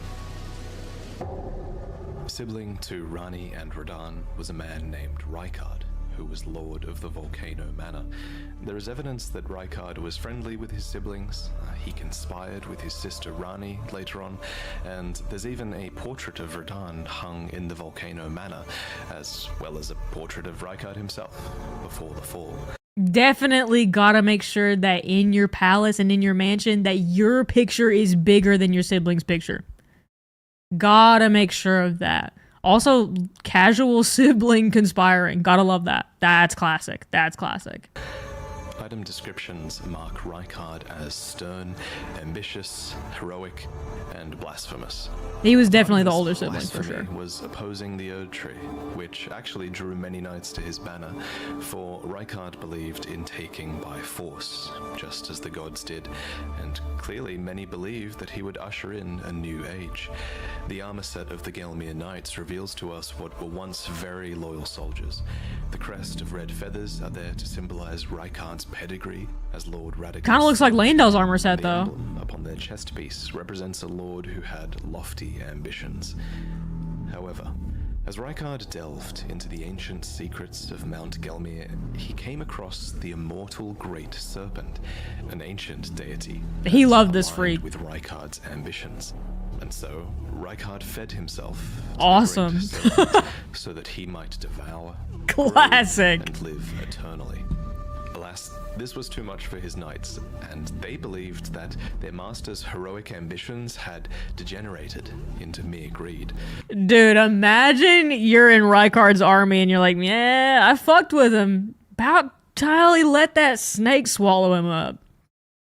Then I just couldn't be with it anymore. I had to quit, man. Had to go next door to Lanedale. So they searched desperately for a weapon with which they might halt their lord, and they found it too. The immortal serpent had lived for a long time, and so there was also a weapon to kill it that had been designed long ago as well. And also conveniently left right there for somebody to stumble upon it. Imagine being the immortal snake god and you just let the immortal snake god killing weapon chill in the room with you. That's kind of aura, actually. I'm circling back around. It's no longer dumb. It's kind of aura to be like, I don't even care. I'll just live forever in the room with the most dangerous weapon that could kill me. A serpent hunter. But it was too late. As the Lord lost his dignity, so too did the knights lose their master. Not that it bothered Rykard.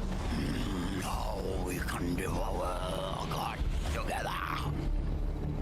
He loves it. Rykard loves it. Next, we need to discuss Melania and Mikola. These two were twins as they were born. No, Rykard. Anyway, Together! Radagon's marriage with Renala did not last. Afterwards, he returned to the Golden Order and became Queen Marika's consort. But what I haven't yet mentioned is that together they were blessed with two demigod children, the so-called twin prodigies.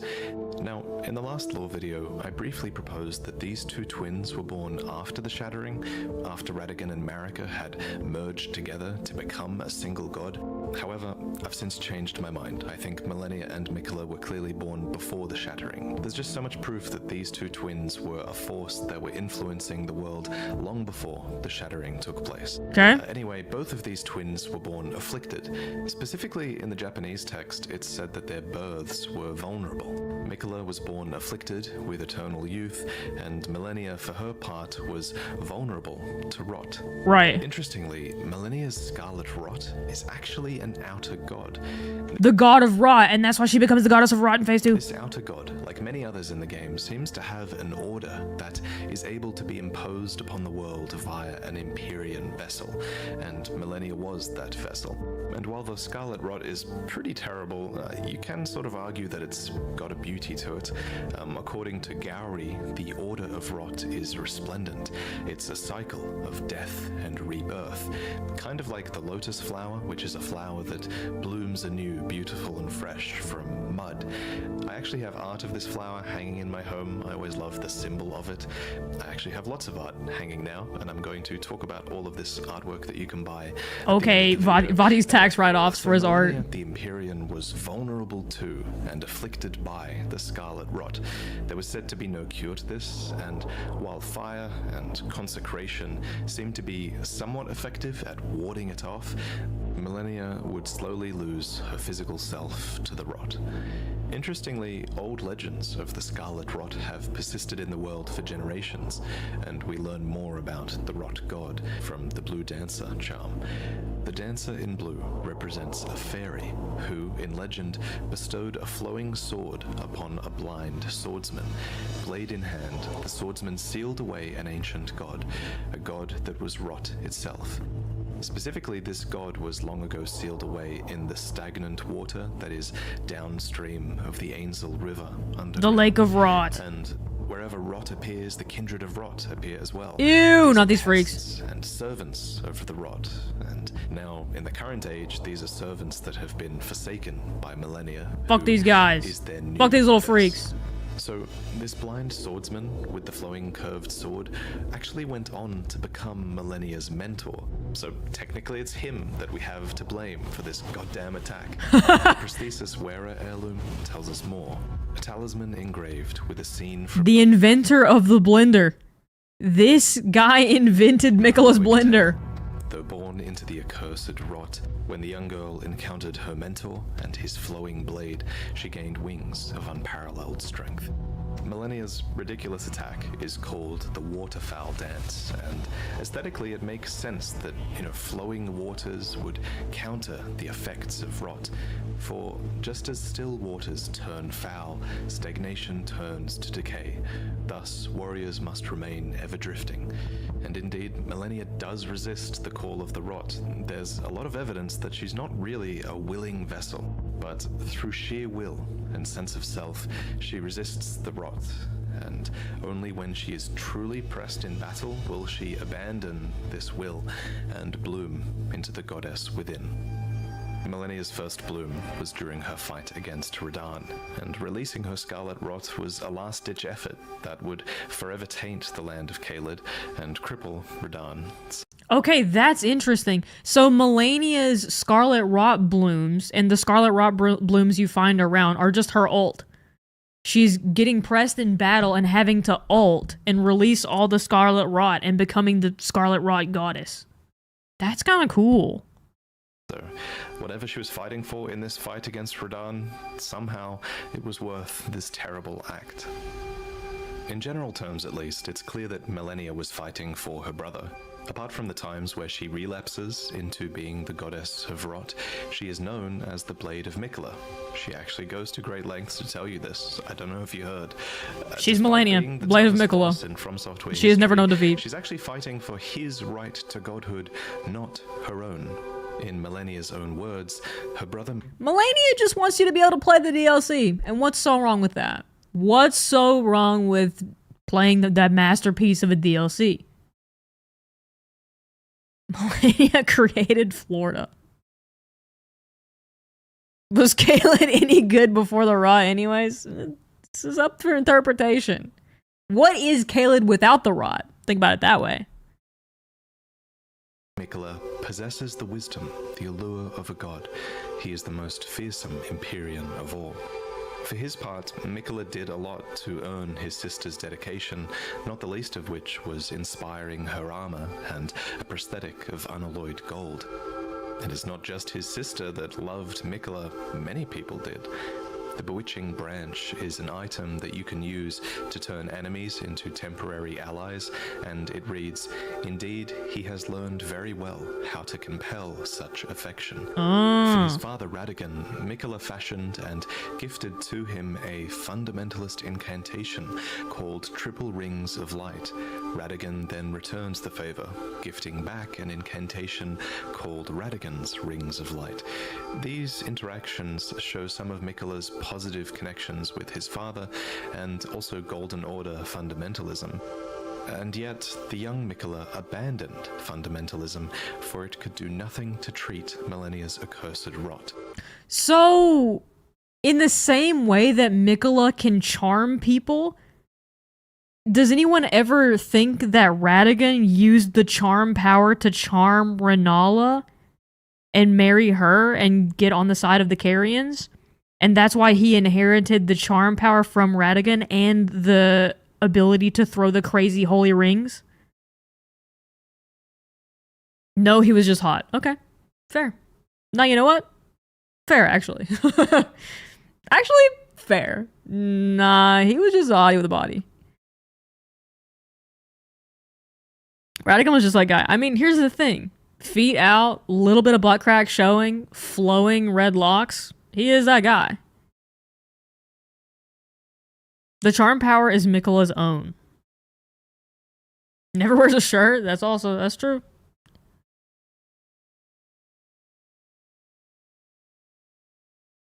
Okay, so we're thinking the charm powers is a Miquella special.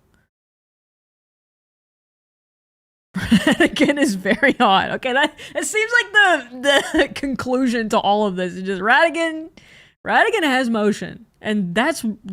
what else do you need from the lore?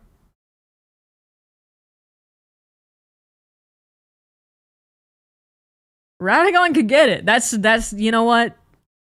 These people making 13-hour Smotown lore deep dives when really the moral of the story is Radagon can get it. Some people need godlike powers. Some people are just hot and they show a little bit of butt crack and that's all they need. If Radagon looked like Moog, no Elden Ring story. It's done. Radagon needed to be hot or else the events of this game just don't exist. They just don't exist, man.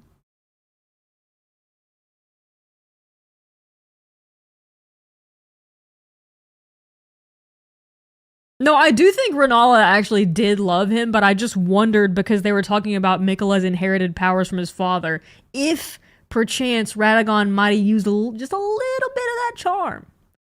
Just a little bit of that charm to charm her.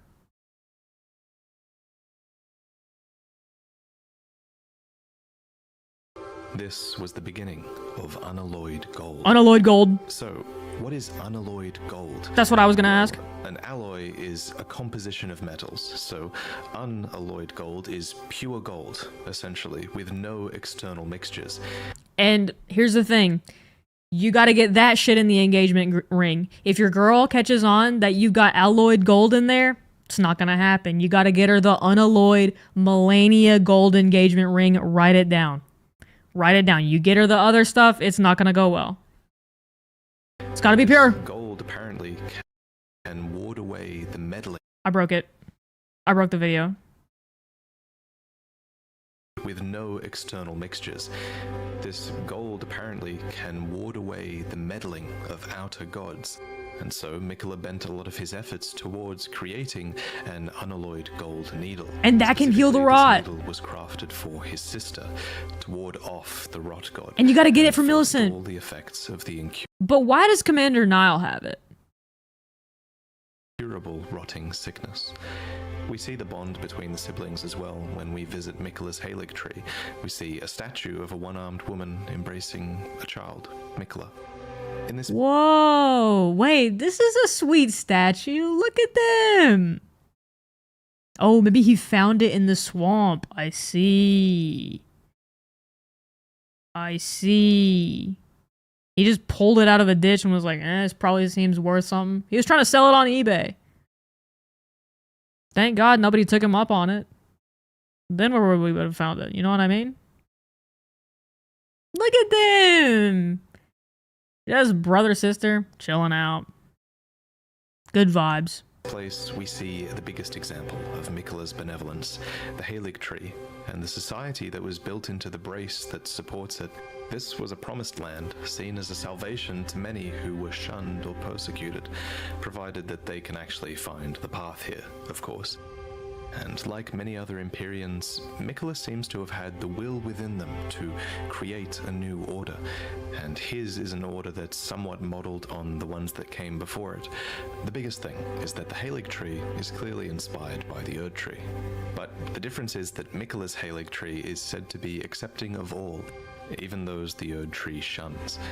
I mean, here's the thing. You start your own tree, and all of a sudden people are like, he's copying the Erd tree. He's copying the Erd tree. Miquella can't have shit. Can't have his own tree. And he gets called derivative. He's like, just because it's a tree doesn't mean I'm copying or doing the Golden Order. This tree's going to be different. Don't worry about it. The Halig tree is not going to fail. Miquella himself was once embedded inside of the Halig tree, and he watered it. America's a monopoly on trees. A mere sapling. It's an homage. That's what I'm saying. Oh, you can't honor something? Miquella was DMCA'd. Dude, the Halig tree got DMCA'd. They didn't even let it have a chance. It was transformative content, America. Come on. Come on. The copyright law would have agreed with him. They took his shit down for no reason. For no reason. Once this VOD goes up, YouTube's gonna be like, you gotta cut out all the portions with the Halig tree. It's infringing. You gotta cut those parts. So if you're watching the VOD, you don't see any Halig tree, You know, Big America got us. Ripped out of this womb during the shattering, and his Halig tree ultimately failed to grow into an Erd tree, becoming a misshapen husk instead. But that's the story for another day. There's also a ton of cut content to do with Miquella, and he's one of the most mysterious demigods who... Yeah, America's gonna use wild copyright strikes. We're gonna have to put up copyright-free versions of trees over all instances of the Halig tree. Mika didn't think of this up. I'm sure we'll learn about more later. But there is one more thing that I want to mention before I go. It's kind of one theory I had during the making of this video. So, Miquella and Millennia each have their own butterflies. Oh. Millennia's is the Aeonian butterfly, which inhabit the swamp of Aeonia and are rumored to come from the wings of the rot goddess herself. And I think it's fair to say that Miquella's butterfly is the nascent butterfly, which appears as if it's just emerged from its cocoon for its entire life. Because he's a baby. This is a reference to Miquella's eternal youth and his cocoon in the Halig tree. But there is, of course, a third butterfly, right? There's the smoldering butterfly. It's said to be an eternally burning butterfly that serves as kindling.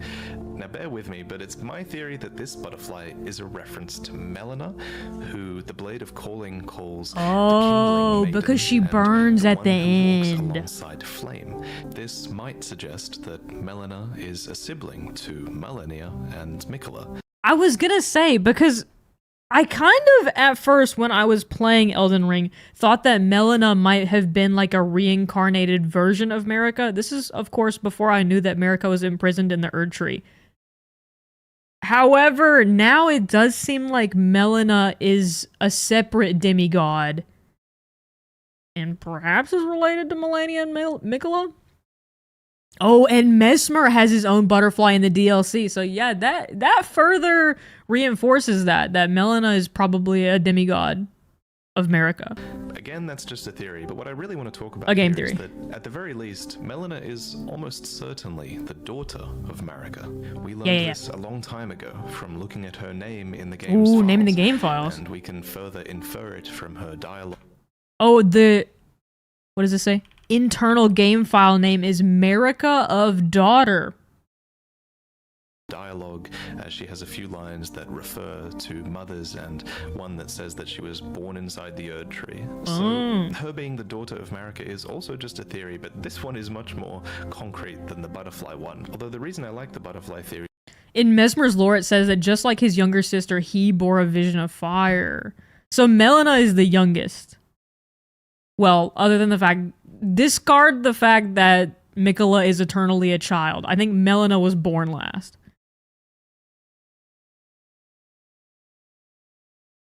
On a description of his remembrance. Is that it gives us a hint as to who Melina's parents might have been. Her parents would have been Radigan and Marek. Also, why does she have the dragon eyeball tattoo?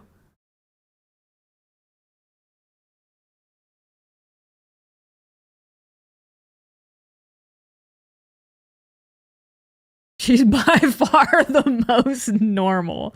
What's this game trying to say? That youngest siblings are the most normal? We got Ronnie. Well, Ronnie is debatably normal. Doesn't Ronnie have an eye tat? Does she? A sealed curse. There's a dialogue with Melina in the church where she recalls the words of Marika, become lords or sacrifices. And she does end up sacrificing herself in the end. Yeah, Ronnie is not normal. I take that back. Melina's pretty normal, though. Which is to say, Marika herself alone, I guess, because Radigan is Marika.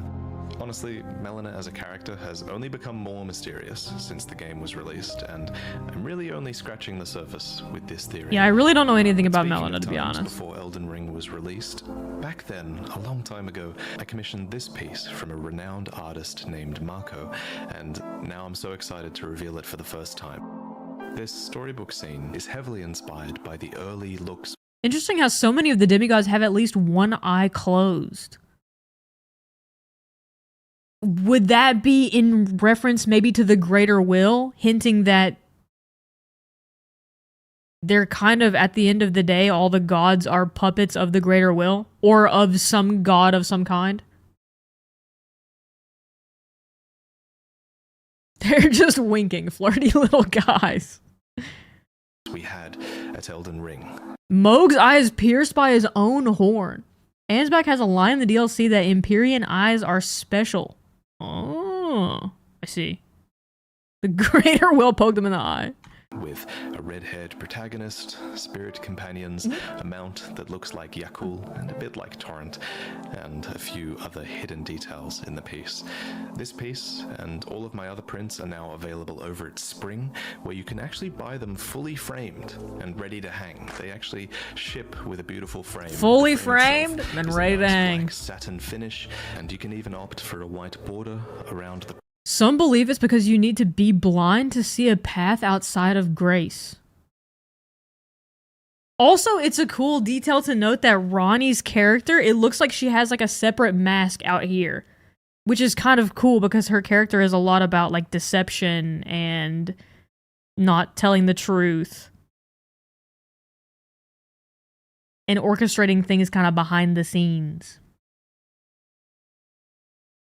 Morgoth's eye would have been pierced as well, but he excised some of his facial horns, and he was fully committed to the Erd Tree. print, which I think looks really classy in certain cases.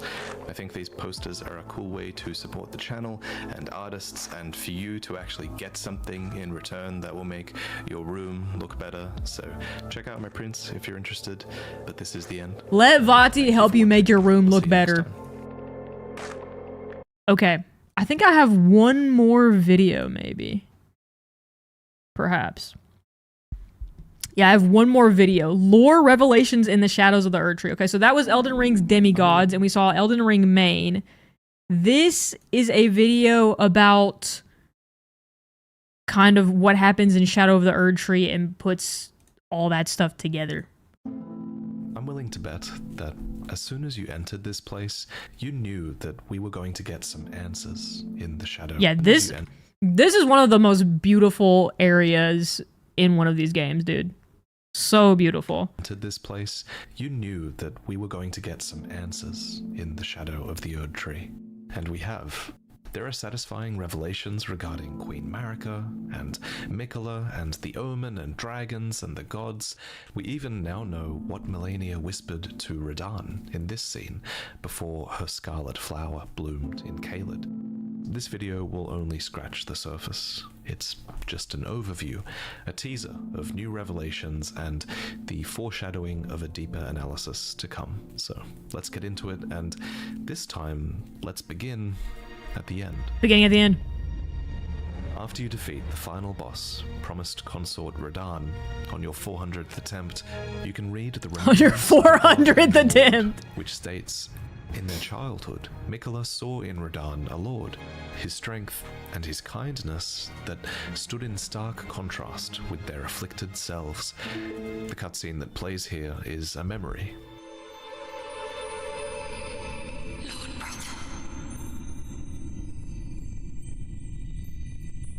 So this is at his chair at the Erd Tree, because all the demigods have chairs at the Erd Tree.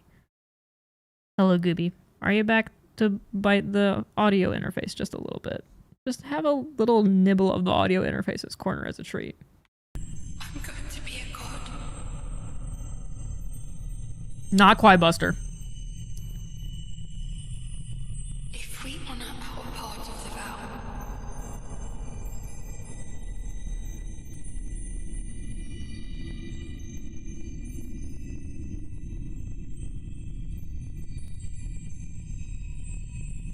promise me you'll be my consort.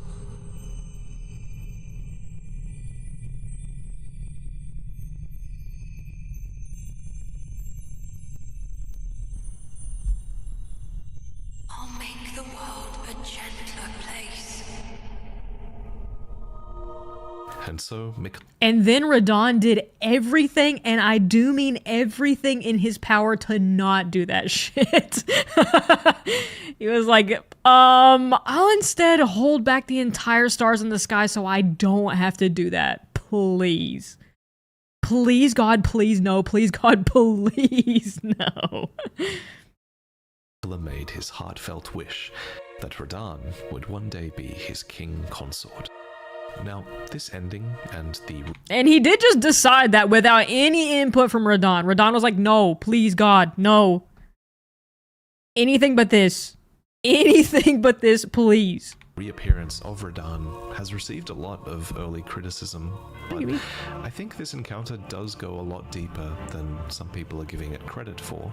For example, we're hearing about Mikula's side of the vow. Wait, people were mad that Radahn comes back? I think it's cool that he comes back in his prime form. It's kind of like when you fight Ishin at the end of Sekiro. It's like kind of sick that you're, hey, Gooby, please, the audio interface, please. Please! It's kind of sick that you're fighting them. How do you think of the Prime? Oh my god. Gooby, please. The audio interface. Gooby! Gooby! Gooby, the audio interface, Gooby!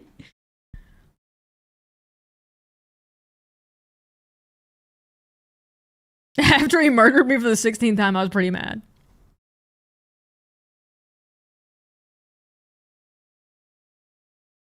A lot of people were mad that he was gay married. Well, he was also mad that he was gay married, to be fair.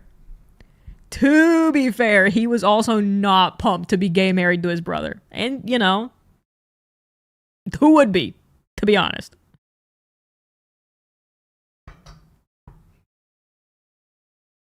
In this scene, and about what Mikula wants, but what about Radahn? Yeah, what about him? What was his part of the vow?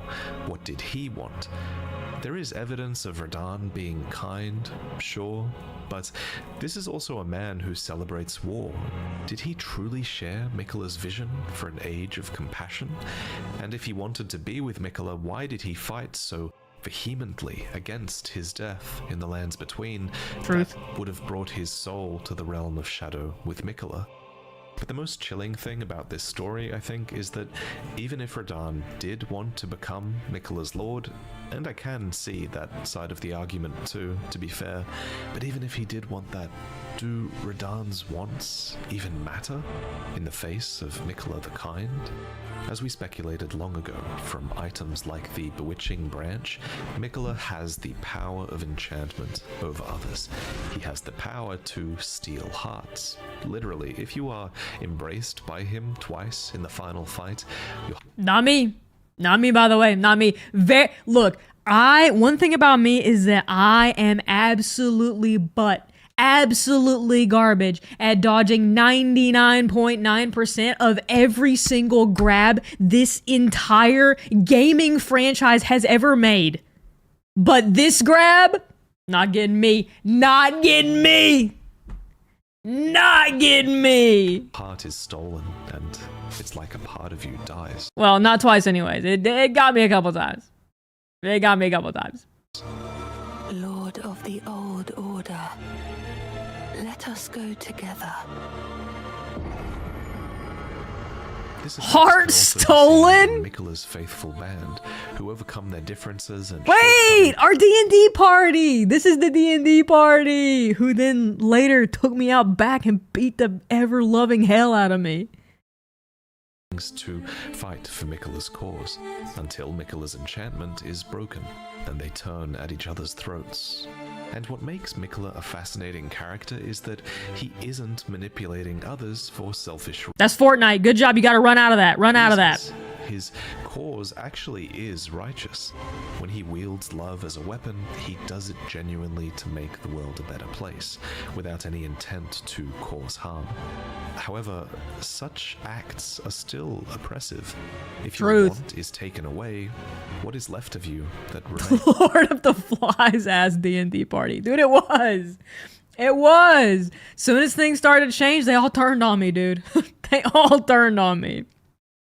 I'll make the world a gentler place until I can't manipulate people. Then you're on your own. Yeah. Perhaps the saddest example of this is Moog, who, as we... Yeah, just because you're manipulating someone out of love, brother, that ain't love. Speculated was indeed under Mikula's spell. Once, in an attempt to free Lord incredible angle of Ansbach. Look at this angle. Look at this angle. Look how studious my boy Ansbach looks. This is an appropriate angle worthy of my boy Ansbach. Look at that, worthy of him. Lord Moog from his enchantment, I challenged tender Mikola, only to have my own heart rather artfully stolen. I knew not how weak I was. I believed that with sufficient mastery, even an Empyrean would be within reach of my blade. Dang. I could not have been more mistaken. Mikola the... Unless the Empyrean told him he was cute, and then he folded. The kind is a monster, pure and radiant. He wields love to shrive clean the hearts of men. There is nothing more terrifying. That is so cool. Man, Ansbach remains one of the best characters. Like, that is so right. He's saying, like, just because Mikola is, you know, kind, or he's not using weapons to kill you doesn't make him any less of a monster. And that's sick. And that basically sums up Mikola. In the specimen storehouse, you can No, not the specimen storehouse. No, stop! You can't make me go back. Mikola will ascend to godhood. It reads, "A lord will usher in a god's return, and the lord's soul will require a vessel." Ansbach reveals Mikola's plans in full. After Lord Moog's slain My at his lord. domestic palace, it appears his body has been absconded with and taken straight to kind Mikola. As if using Lord Moog to gain entrance to the land of shadow were not enough, he plans to use his corpse as the vessel of his king consort. He has forsaken Lord Moog's soul. He desires only his empty shell. In your fight with Radahn, you might have noticed the horns sprouting from his gauntlets and his tendency to perform blood flame attacks. He's got some Moog tendencies. Radahn occupies Moog's body, fulfilling the terms of the secret rite at the Gate of Divinity, where Mikola will become a god. So, in retrospect, Moog was under Mikola's spell all along and became obsessed with Mikola, believing that they would ascend together as Lord and God. Little did he know, he was just getting used. But Mikola had plans for Moog, not just as a corpse to pull into the realm of shadow as a vessel for Radahn's soul, but as Ansbach reveals, Moog was also used as a means for Mikola to enter the realm of shadow in the first place. A while back, I speculated that the realm of shadow was a sort of death dimension, and that Mikola's sacrilegious death at the hands of Moog might have been intentional so that Mikola could enter. So Mikola let Moog kill him so that he could go to the shadow realm. Realm of shadow, and actually surprisingly those speculations were proven correct as well. Ansbach confirms that Moog enabled Mikola to enter, and the Tower of Suppression makes it clear that all manners of death wash up in the realm of shadow, which lies at the very center of the lands between. Incidentally, Radahn's return also answers one of the biggest mysteries of Elden Ring, which was what Melania whispered to Radahn as she let the rot flower blossom. Ooh, I didn't even catch that she whispered something. Of their fight. According to the young lion's helm, she whispered, "Mikola awaits thee, O promised consort." Oh, dude. So she was trying to kill Radahn to get his soul so that Mikola could summon him in the Shadow Realm. But she couldn't carry it out fully. And so, Melania's southward march to Caelid is finally explained as well. That's why she went to Caelid. She was there to kill Radahn so that his soul could be taken to the realm of shadow and the And that's why he was holding back the stars, because he did not want to gay marry his brother. Which, of course. Could be why would you want to, you know what I mean? Upheld at any cost. Once transported to the realm of shadow, Mikola set off for the tower. And as his great rune says, on the way he abandoned everything. His golden flesh, his blinding strength, even his fate. All in this attempt to bury the original sin, to embrace the whole of it and be reborn as a new god. Mikola has said as much himself. He wishes now to throw it all away. He says the act, though undoubtedly painful, will sear clean the Earth Tree's wanton sin. The truth of his claim can be found at each cross, but is evidence enough to... What is the first sin? What? It's like, what? Dude, the crucible, the first sin. What are these things? But what was the Erd? I've just comprehended the greater will, and now they're now they're entering more things. Tree's sin that Mikola died and was reborn for. Yes, what was the Erd Tree sin? Well, now we've talked about the end. This... Oh, it was the horn scent. Killing the horn scent was the first sin. Because Marika killed all the horn scent. Ooh, or was the first sin the horn scent killing Marika's people? And then that's why Marika then killed the horn scent. I have a feeling he's about to tell us. Brings us to... So Mikola is the scholar of the second sin. The beginning. Our Elden Ring really just is Dark Souls 2 too. The kind spoke of the beginning. The seduction and the betrayal. What is that?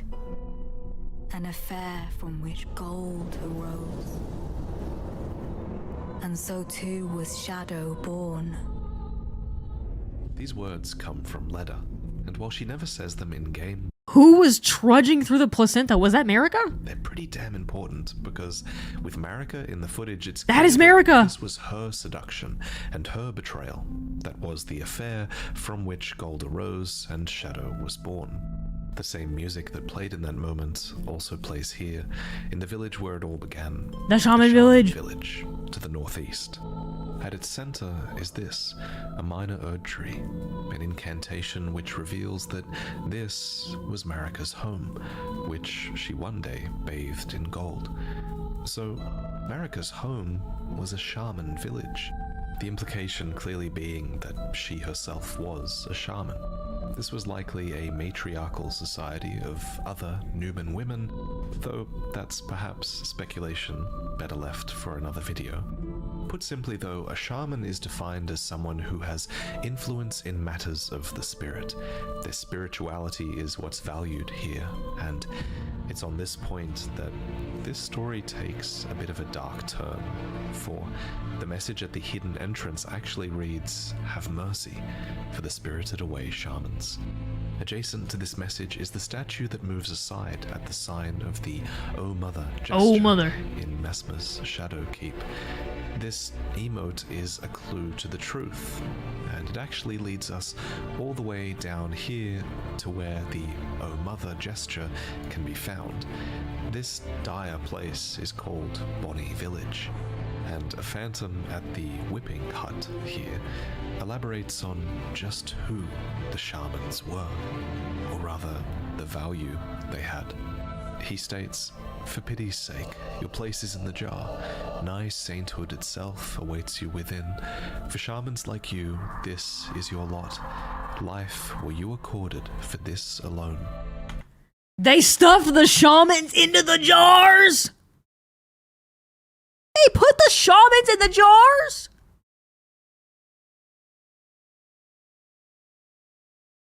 You make a saint this way. Alexander is a saint. Get in here, brother. Get in here, brother. This is your part. Hey, act right. Get in here, big dog. This is your part. Lock in. Lock in, big guy. They're talking about you, man. They're talking about you, dude. That's crazy. They put all the shamans in the jars. The base game jars are different, though. I see. Shamans had a quality to them which made other living things able to graft them. So they put the shamans in the meat jars? So the shamans, in the words of their abusers at least, were accorded life for a singular purpose. To be put in the meat jars. And that was to be stuffed inside of jars with others. A nearby whip bestrewn with rotting, misshapen teeth, Ew. elaborates on how and why it was used on the shamans. For one, it states that the pain it inflicts was used to encourage their obedience, but additionally, it says that as their wounds ripen, they grow inflamed and ooze pus. Yummy. And the flesh of shamans was said to meld harmoniously with others. So it is that the shamans stuffed into jars become this living amalgam of beings, presumably with the flayed shaman herself at the fore. Is that the rune of destined death? Wait, pause. This looks like the rune of destined death. You see that? Am I crazy? Am I nuts? So now we know what happened. So this is crazy. Okay, so America's people were placenta man all along. To the shamans, they were whipped into... Oh, this would have been pre the Elden Ring. It's Marika's rune. Marika genocided the Hornsent, but they low-key deserved it. Yeah, they were putting all her people in jars. But, you know, the cycle of revenge. You gotta stop the cycle of revenge. But I get it. If you're putting all my people in jars, like, you know, it's not a good look. Submission and forced inside of jars. We know a little bit of the why as well. That's the brand of suffering. Apparently it was... You get one if you get sacrificed. ...done so that they could become saints. But the next question I want to answer is who? Yeah, saints to who? Did this to them? Well, it was the Hornsent. The caterpillar mask, worn by Hornsent himself, reveals that it was a ritual implement of the greater potentates of Bonny Village, which is this very village where we just discussed the evidence of the shaman's abuse. It goes on to state that the mask was used to ward off thoughts of impurity, doubt, temptation, and other wickednesses one is vulnerable to while absorbed in divine ritual. Kind of like a Jedi, right? Because the Jedi pledge to not have any other distractions and they just like the Force and they can't have girlfriends or nothing.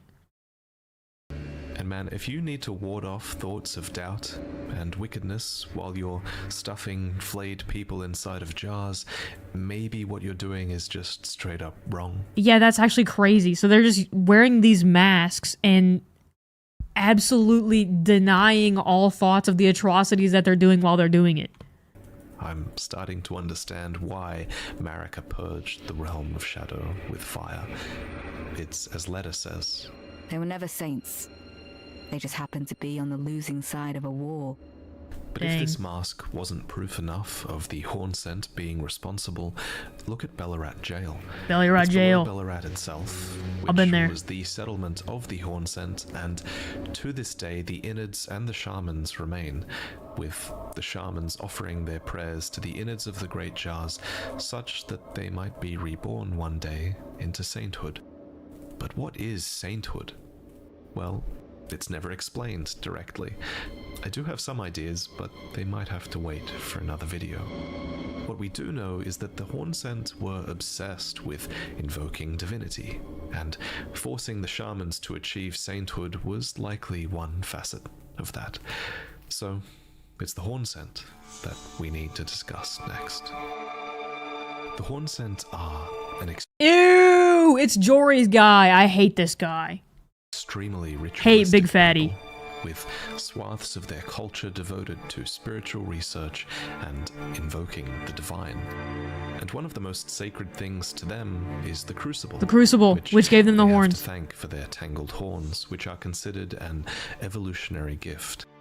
If you didn't know, the Crucible has been long established as this primordial form of the Erd Tree. The pre-Erd Tree. Blending of life that became the Erd Tree's primal vital energies. And apparently, it originated in the place that became the Realm of Shadow.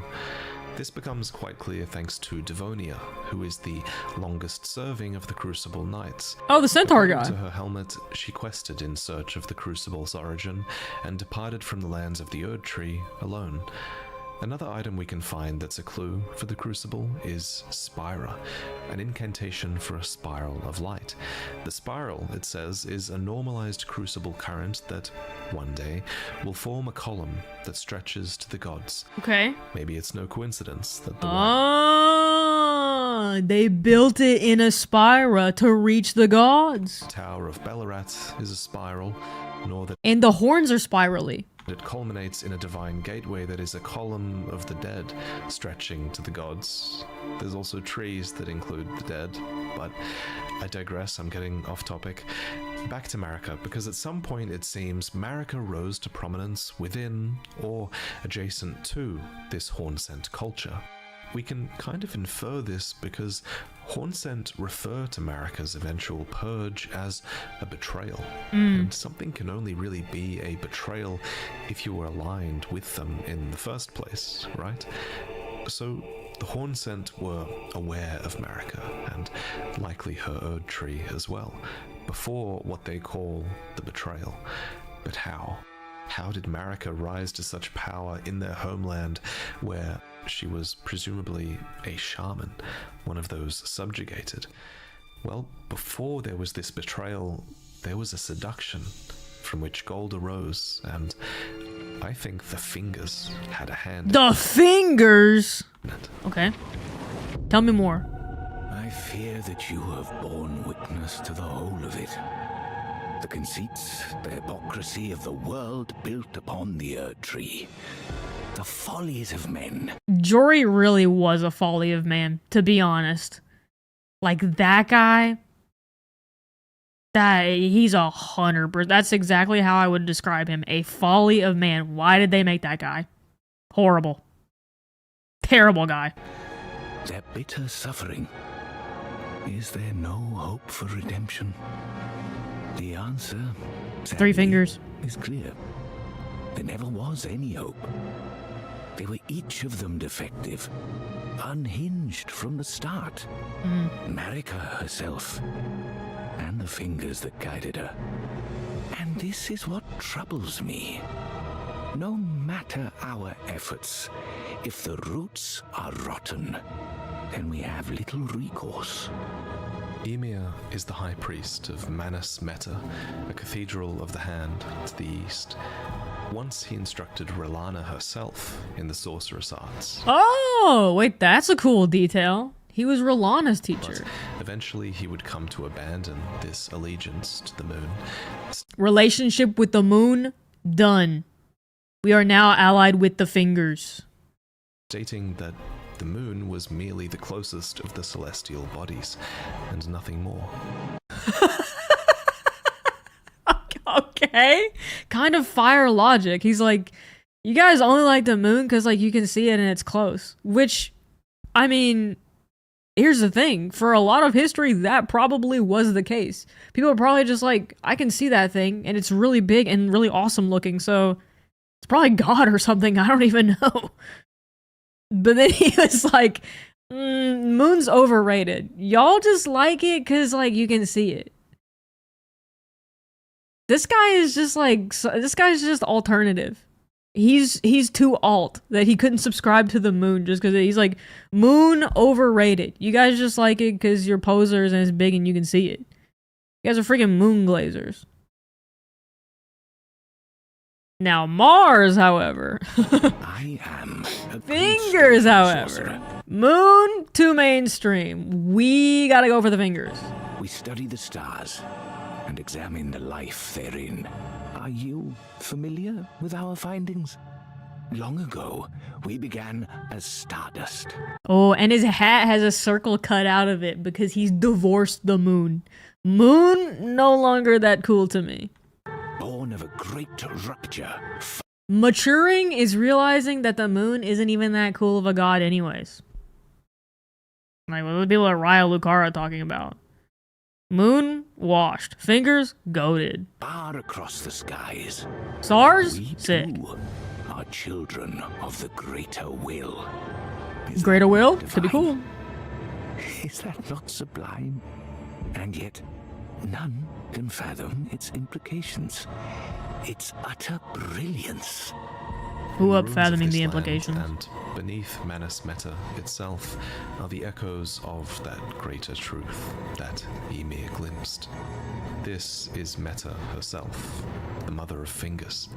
Her remembrance reads, "The mother of all two fingers and finger creepers was in turn a magnificently gleaming daughter of the greater will, and the first shooting star to fall upon the lands between." Oh, she was the Recall, first star. The Elden Ring and the Elden Beast made landfall in the lands between upon a star as well. But she was the first. Meta came even before that.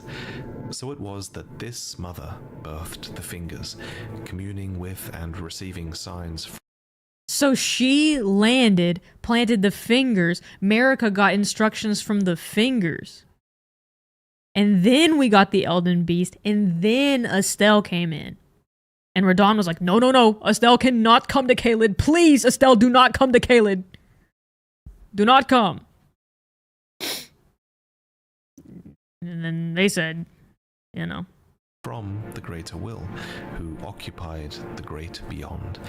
But at some point, Meta became broken, abandoned, and no sign has come through ever since. Do you recall what I said? That Marika and the fingers that guided her were unsound from the start? Well, the truth lies deeper still. It is their mother who is damaged and unhinged. The fingers are but unripe children, victims in their own right. It's not clear when Meta was broken, abandoned, but I assume it was before Marika started taking the guidance of the fingers. So that's why he has beef with Marika, is because they abandoned Metter and just went along taking the guidance of the fingers. But he's saying the guidance of the fingers isn't whole because the fingers came after and are not the true mother, which is Metter. Since Emir states that the fingers were unsound from the start, thus the greater will's Oh, the Nox wounded Metter because they were about the moon. Guidance is outdated at the very least, and has been for all of Marika's reign. That's a pretty big revelation. Yeah, that's interesting. So they're saying that the greater will's message has been miscommunicated. Oh, Metter herself was disconnected from the outer gods. So when the fingers in the round table hold convene with the greater will, they never stopped convening because the radio signals are broken. Whoa. So they're playing galactic telephone, but something has gone wrong in the signal and their Wi-Fi is broken. The greater will has been absent for a millennia. Dude. That's crazy. The greater will has just been sending those out of office like reply emails for a millennia. The line was cut long ago, so Marika was freestyling. Marika was freestyling. That's what Ymir is saying. So he's like, Marika's a phony. She's just freestyling. Metter isn't even connected to the greater will, so how can we be doing the greater will's will if we're not connected and if the fingers aren't even getting messages and no one's telling her what to do? She's just freestyling. Incidentally, Placidusax was also Elden Lord before Marika, and he was abandoned by his god as well, so maybe things became broken around that time. The gods gotta fix their reception. Why is their contact getting cut all the time? They gotta get a better phone service. Everyone's just guessing. Dude, yeah, when you're the group member who knows the least about the project and it's your turn to present, is basically what they were all doing. And all your group members are low-key judging you because they're like, this guy didn't do anything for the project. This guy's just showing up, trying to present, trying to get a grade.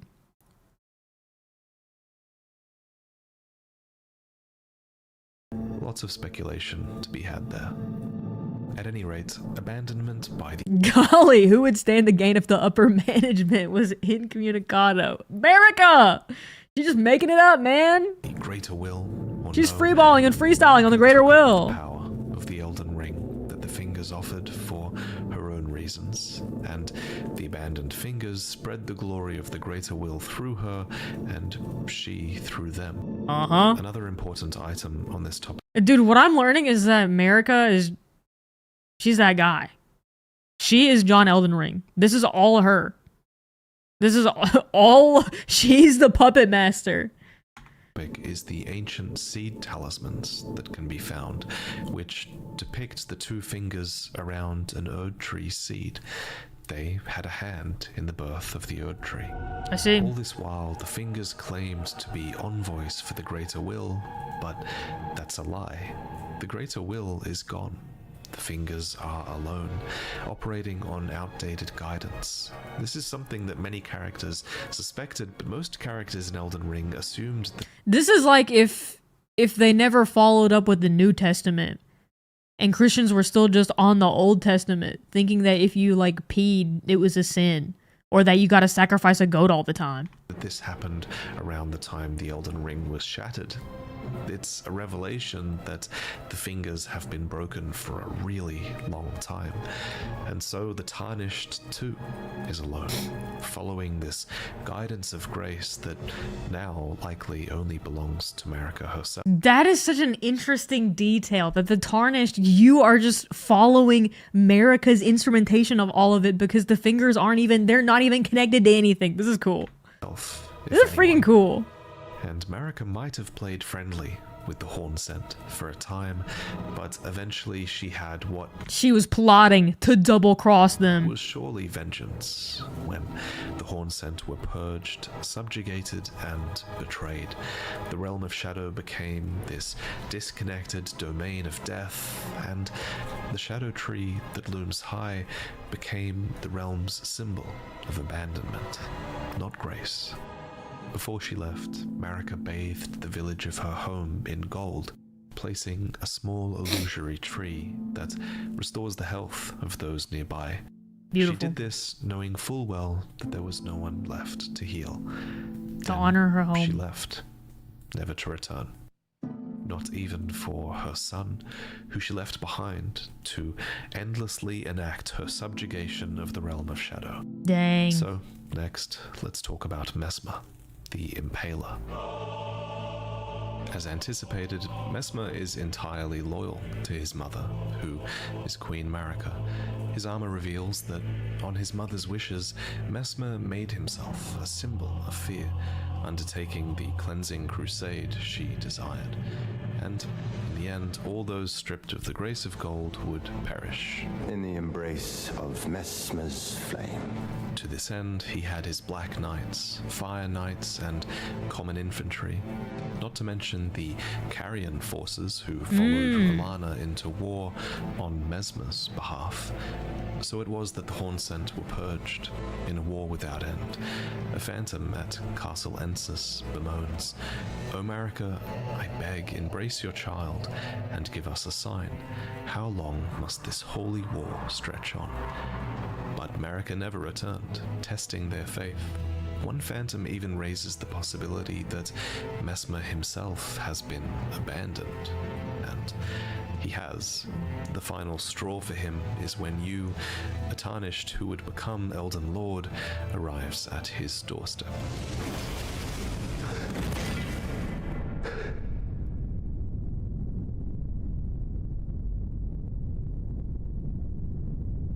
Yeah, Marika just basically left for cigarettes and never ever returned, and just left them to enact her fury and her rage.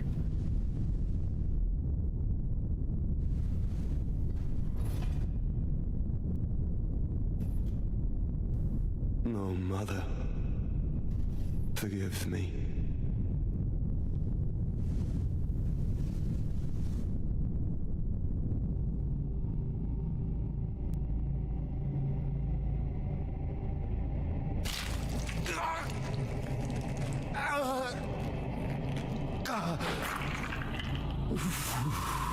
Ooh, I wonder if Messmer was only fully abandoned when Marika was imprisoned. That's an interesting thought. Yeah, I guess because she really couldn't do anything at that point. She's like, I'm locked in the tree. Messmer, sorry about it. I'm locked in the friggin' tree. What can you do? Oh, this is an Iris of Grace? Wait, that's cool. So he's going full dark mode. He's crushing the Iris of Grace to go full dark mode.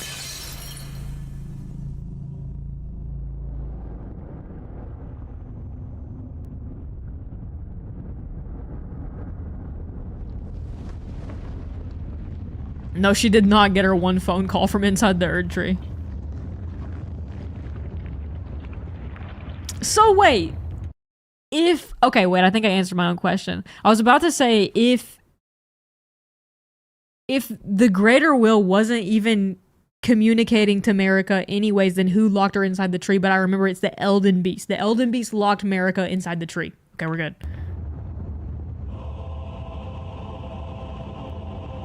Soon tarnished.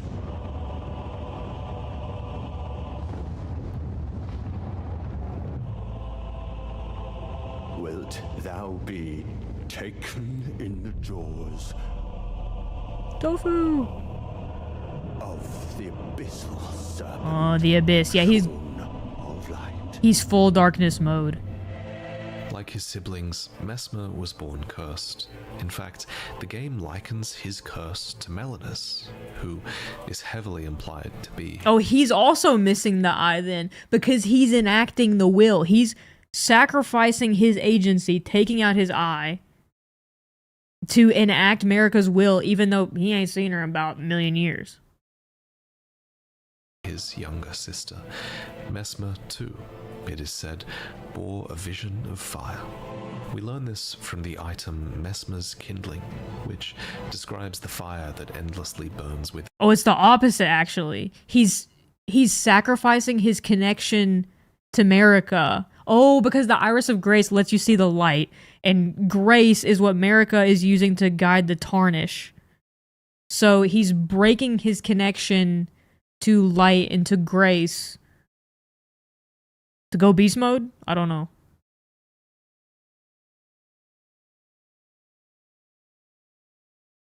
Radagon is the Greater Will's personal influence on Marika. Dr. Jekyll, Mr. Hyde. Radagon is the one to control when Marika isn't, and is possibly the one who takes revenge on her by locking her in the tree. And then Radagon does try to fix the Elden Ring.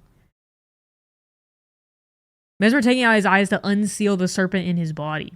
I see. The Abyssal Serpent. She took his eye out and sealed the flame snake away.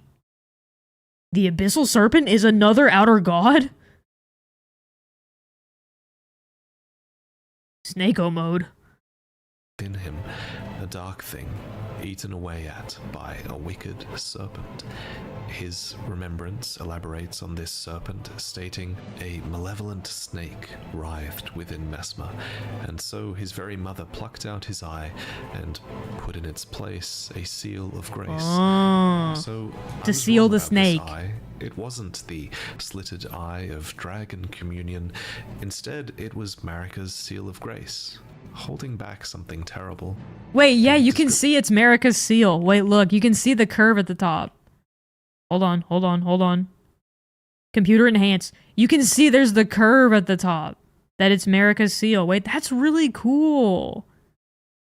That's really cool. The description continues to state that even with this seal in place, Marika's fear compelled her to secret away her child within the realm of shadow.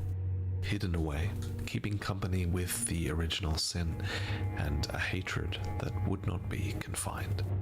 There's so much more to say about this base serpent and the dark fire. There's so much more to say about Messmer. We even learn from Gaius's remembrance that Messmer was an older brother to Radahn, meaning Messmer's birth, and thus the birth of Melina as well, likely would have arrived much earlier in the timeline.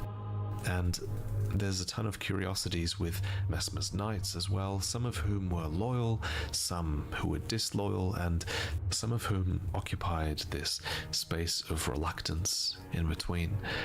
But those stories are better off in other videos. In the interest of moving on, there is one last thing I want to talk about with Messmer, and it's that in the cut dialogue, Messmer notes that Miquella has spoken of us to him. Okay. And indeed, we do know that Miquella did come through this shadow keep, divesting himself at the crosses all the while.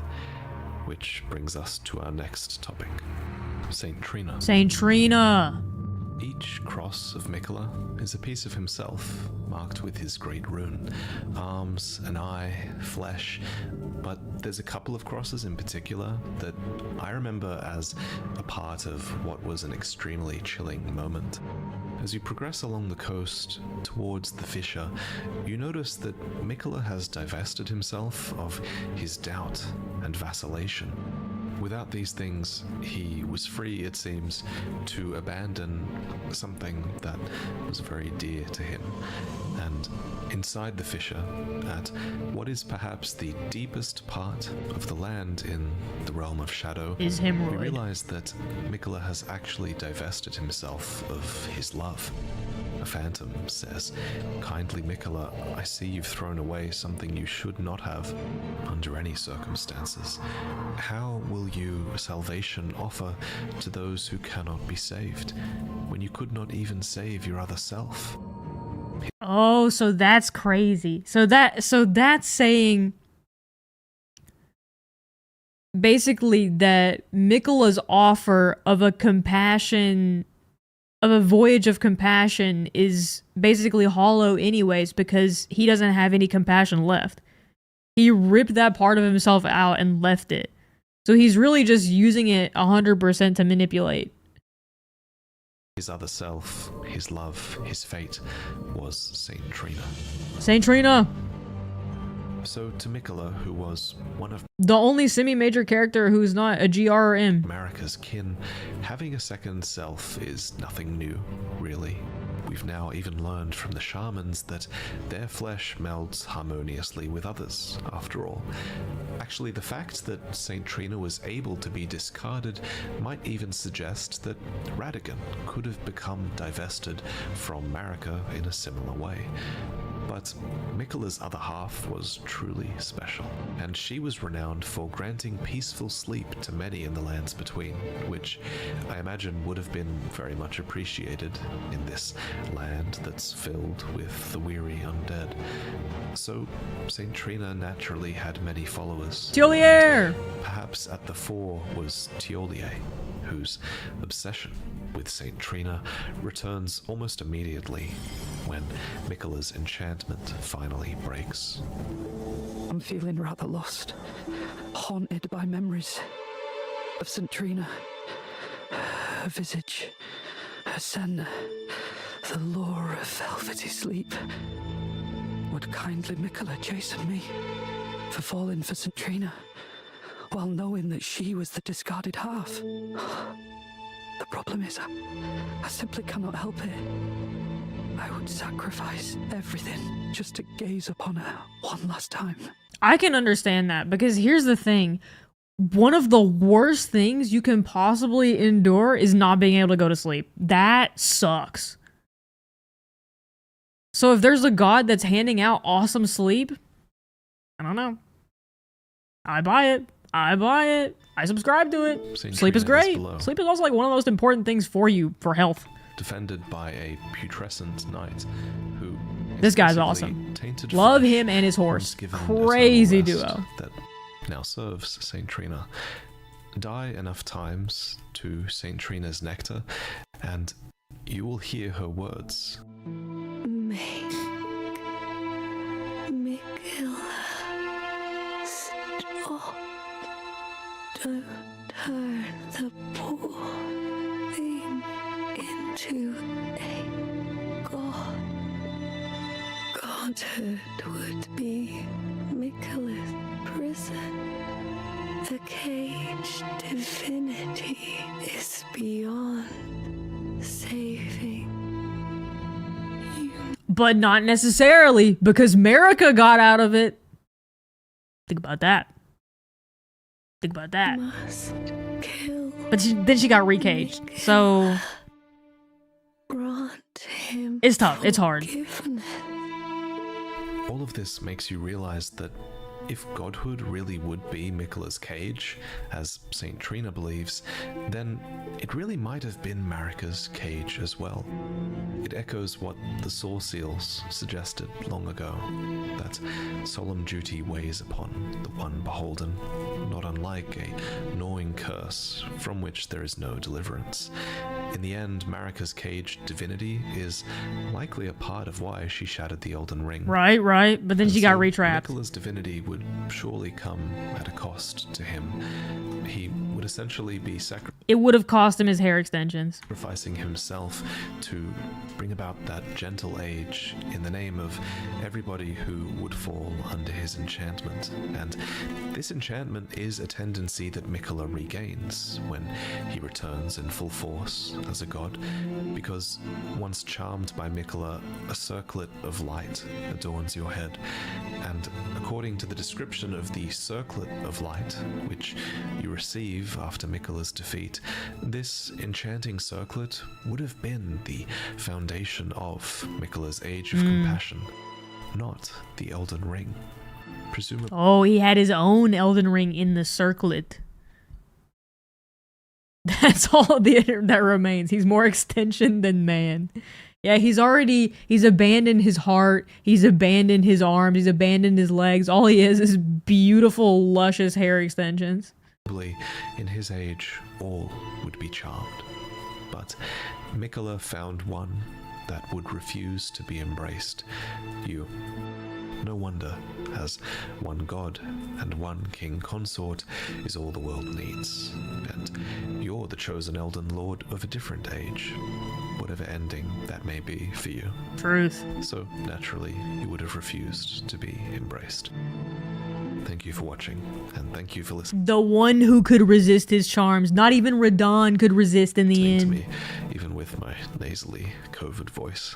No, he had COVID. Before I go, Displate currently have a limited time sale for 27% off your first Displate and 37% off for any Displates after that, and you'll get that deal just by clicking the link below. I've commissioned a new design to celebrate Shadow of the Erdtree. Dude, incredible Reddit shelf here, by the way. And it's this gorgeous black and white illustration. Amazing set of Reddit shelves. From Nico Delord. This one has a lot of Easter eggs and references hidden within it. How many can you find? And if you're looking to pick up a few more Displates to make use of that discount, check out my other store offerings as well. I love commissioning these designs, and Displates are honestly great, convenient products that just make any space more interesting. So check that out. And again, thank you for watching. No, Please thank you, subscribe for Vati. more Shadow of the Erdtree lore, because I've really barely scratched the surface here today. I really had to restrain myself from going deeper into all of these topics in the interest of providing a concise overview of all of the lore, and I didn't even cover all of the lore. It was still tough. Honestly, the most fascinating content is yet to come. I still want to talk about how Bale, the new dragon in the DLC, is actually the father of the Drakes. What? And how he had a war with Placidusax. I wish I had time to talk Okay, about we knew the that, though. Abyssal Forest He wounded Placidusax. and Midra's Manse. Oh, which yeah. the Horn Scent locked away. And then there's Godwyn, whose story we can actually say has come to a Yeah, because he's in the hole with the Knight of Solitude. end just by virtue of the lack of new information we've received on him. There's so much more to every single thing I've talked about today. And the I furnaces. encourage you to go through the item descriptions and seek these answers yourself if you're interested, because ideally, you know, I won't be the only source of information that you go through. Support other creators, think critically about all of the content you consume. But thank you for watching mine. Truth. Okay, we have a couple more videos. These are shorter. I have the Elden Ring Shadow of the Erdtree story trailer real quick. Okay, so this is the story trailer for the DLC Shadow of the Erdtree. Here we go. Peggy 16. Peggy 16, by the way. Dude, what a classy little banner there. Miquella the Kind spoke of the beginning. The seduction and the betrayal.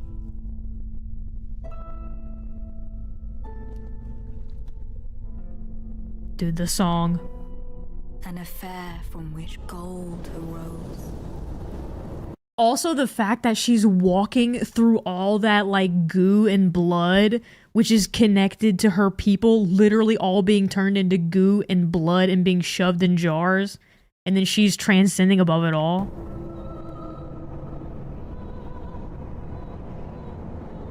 And so too was Shadow born. What followed was a war unseen.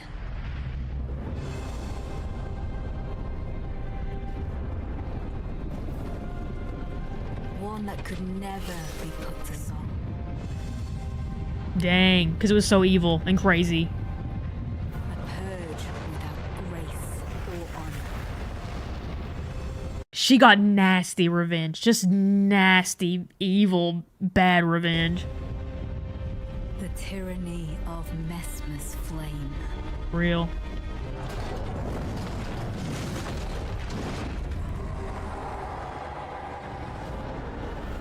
Look at this freak. He loves it.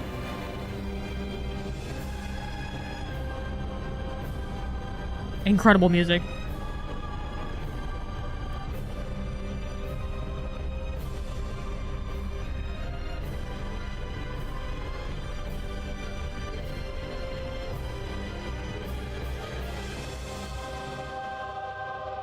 That was the pink bug lady? Wait, where?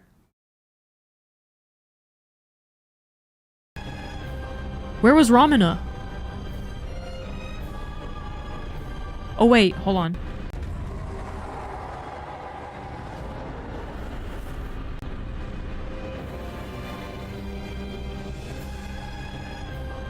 I think I didn't go far back enough. There, that's Ramana?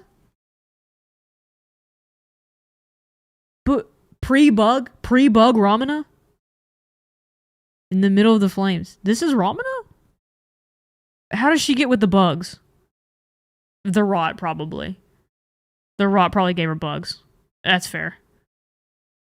Oh, that's her holding her spear. It looks like her spear. Oh, it does. Saint of the Bud. I see. Some were driven to become Saints of the Bud. It's a little taste of the bud.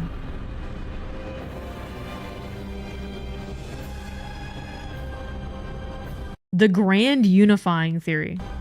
I see. Okay. I'll remember that. It's a rot god artifact.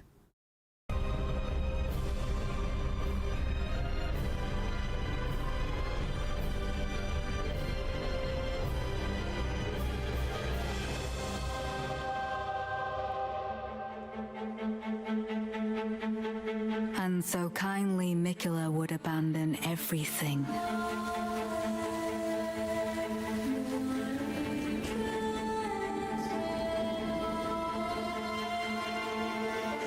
His golden flesh, his blinding strength, even his fate. Dude! His song! But we are not deterred.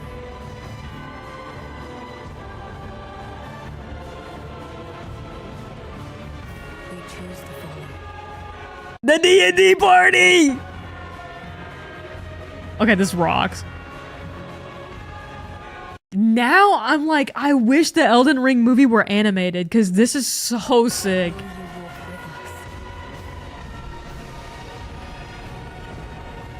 Will you walk with us? The D&D party!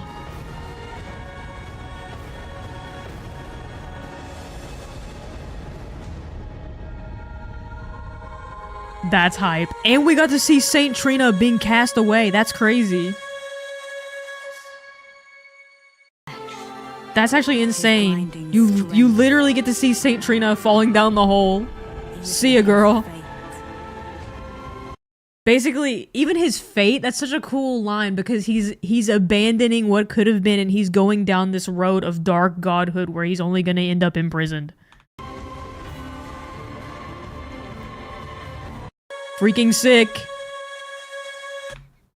Freaking sick. Okay, next.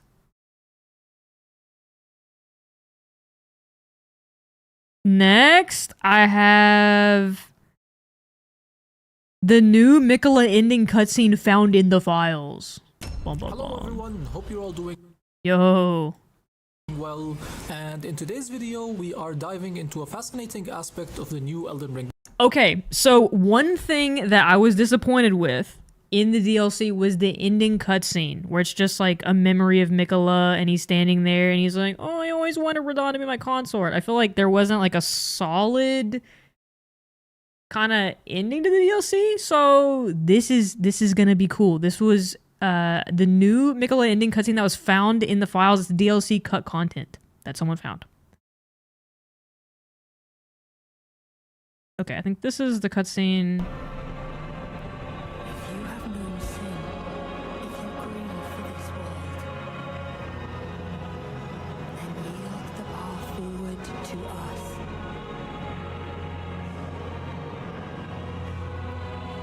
To I, Mikola, and my promised consort, Radahn. That's his name. This is the alternate version. I swear to every living being and every living soul. Now comes the age of our Eden. 1,000-year voyage, guided by compassion.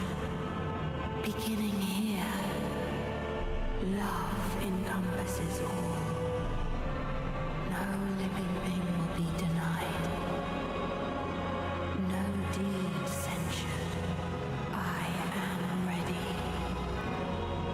to embrace the whole of it. So basically, Mikola is trying to promise the coexist bumper sticker version of the Erd Tree.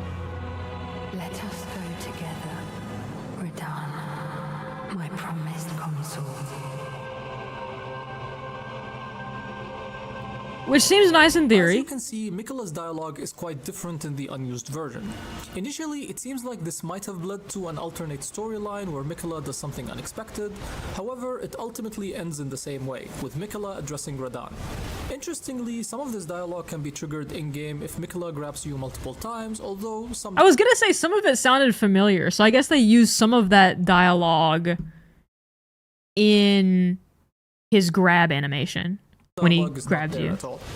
So what does this mean? Is there an unused cutscene hidden in the files? We also noticed in the trailer that there is some sort of a cutscene that Mikola is raising his hand and the veil around the shadow of the Erd Tree is not even there. Unfortunately, this cutscene doesn't survive in any form and we can't find any reference to it. However, there is something curious about Mikola that not a lot of people know. In the original cutscene during Phase 2 with Radahn, we only see parts of Mikola, his hair, skirt, and feet. However, examining the cutscene's skeleton reveals that he has a full body. Oh. Surprisingly, Mikola was holding... There is a cutscene in the files that was found a month ago. Do you have the link to that? Found by GOAT Lance McDonald.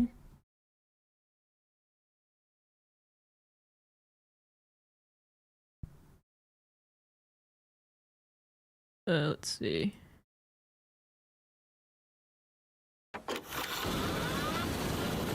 Yo, Lance McDonald. Rick roll incoming. Oh, a Haligtree cutscene.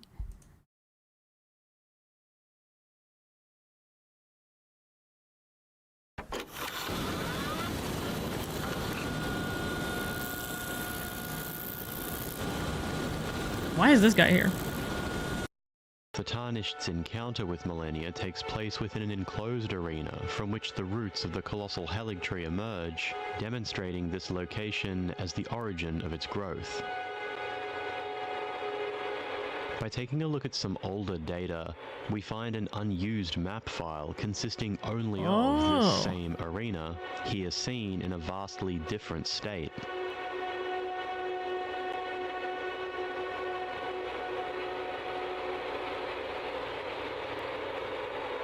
While the outer structure appears the same as what we would see in Malenia's resting place, the Haligtree itself here is, by comparison, a mere sapling. Oh, there's a little tree.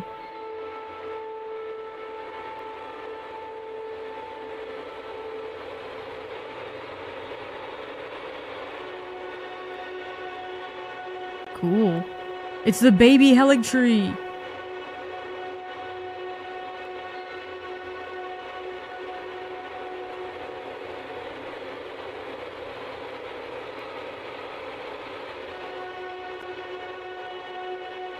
Looks like a Venus flytrap.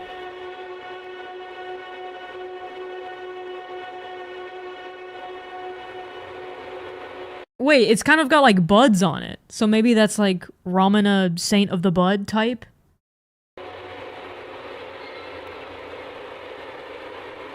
No actual gameplay functionality exists within this map, which seems deliberate, considering the file is noted as being for cutscene use in the accompanying metadata. During this time in Elden Ring's planning, this cutscene was triggered after receiving the leftward Dectus medallion from Gideon.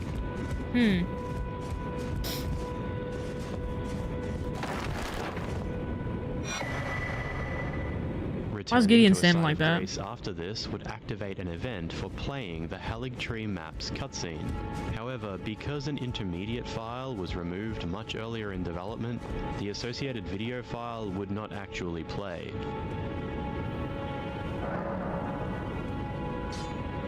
Hasten time. They should have kept hasten The time. file itself, which the event script had attempted to play, does exist and can be seen here. Okay, so, oh. It's the cutscene.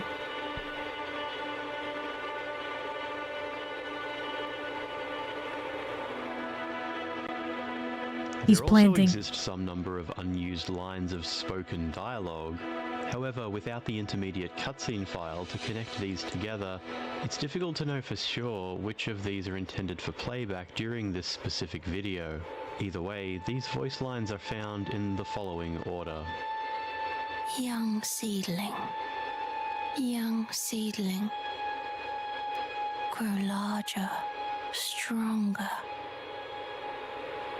My dear twin, accept this gift, a gift of abundance, my last drop of dew.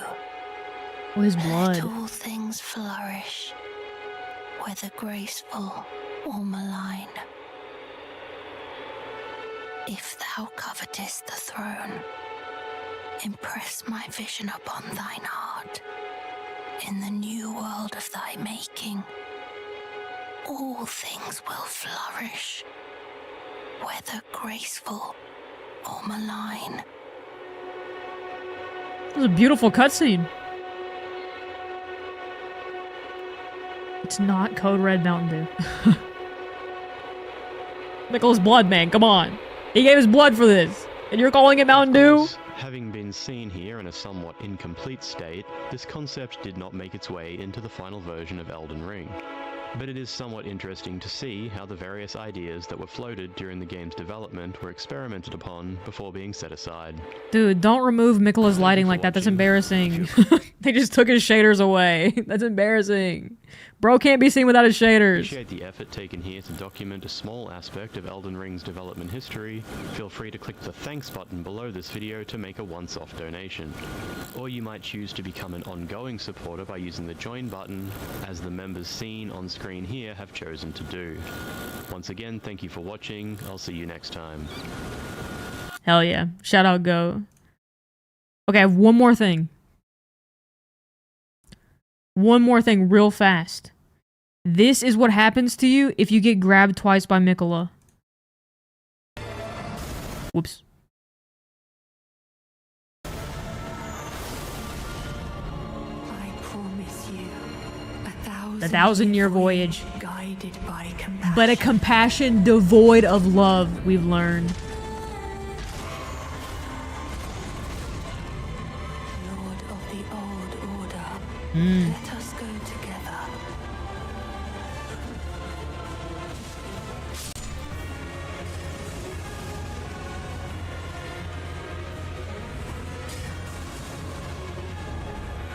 Anne's back in this is like, what are you doing, bro? Wait, wait, wait, what are you doing? What are you doing? What are you...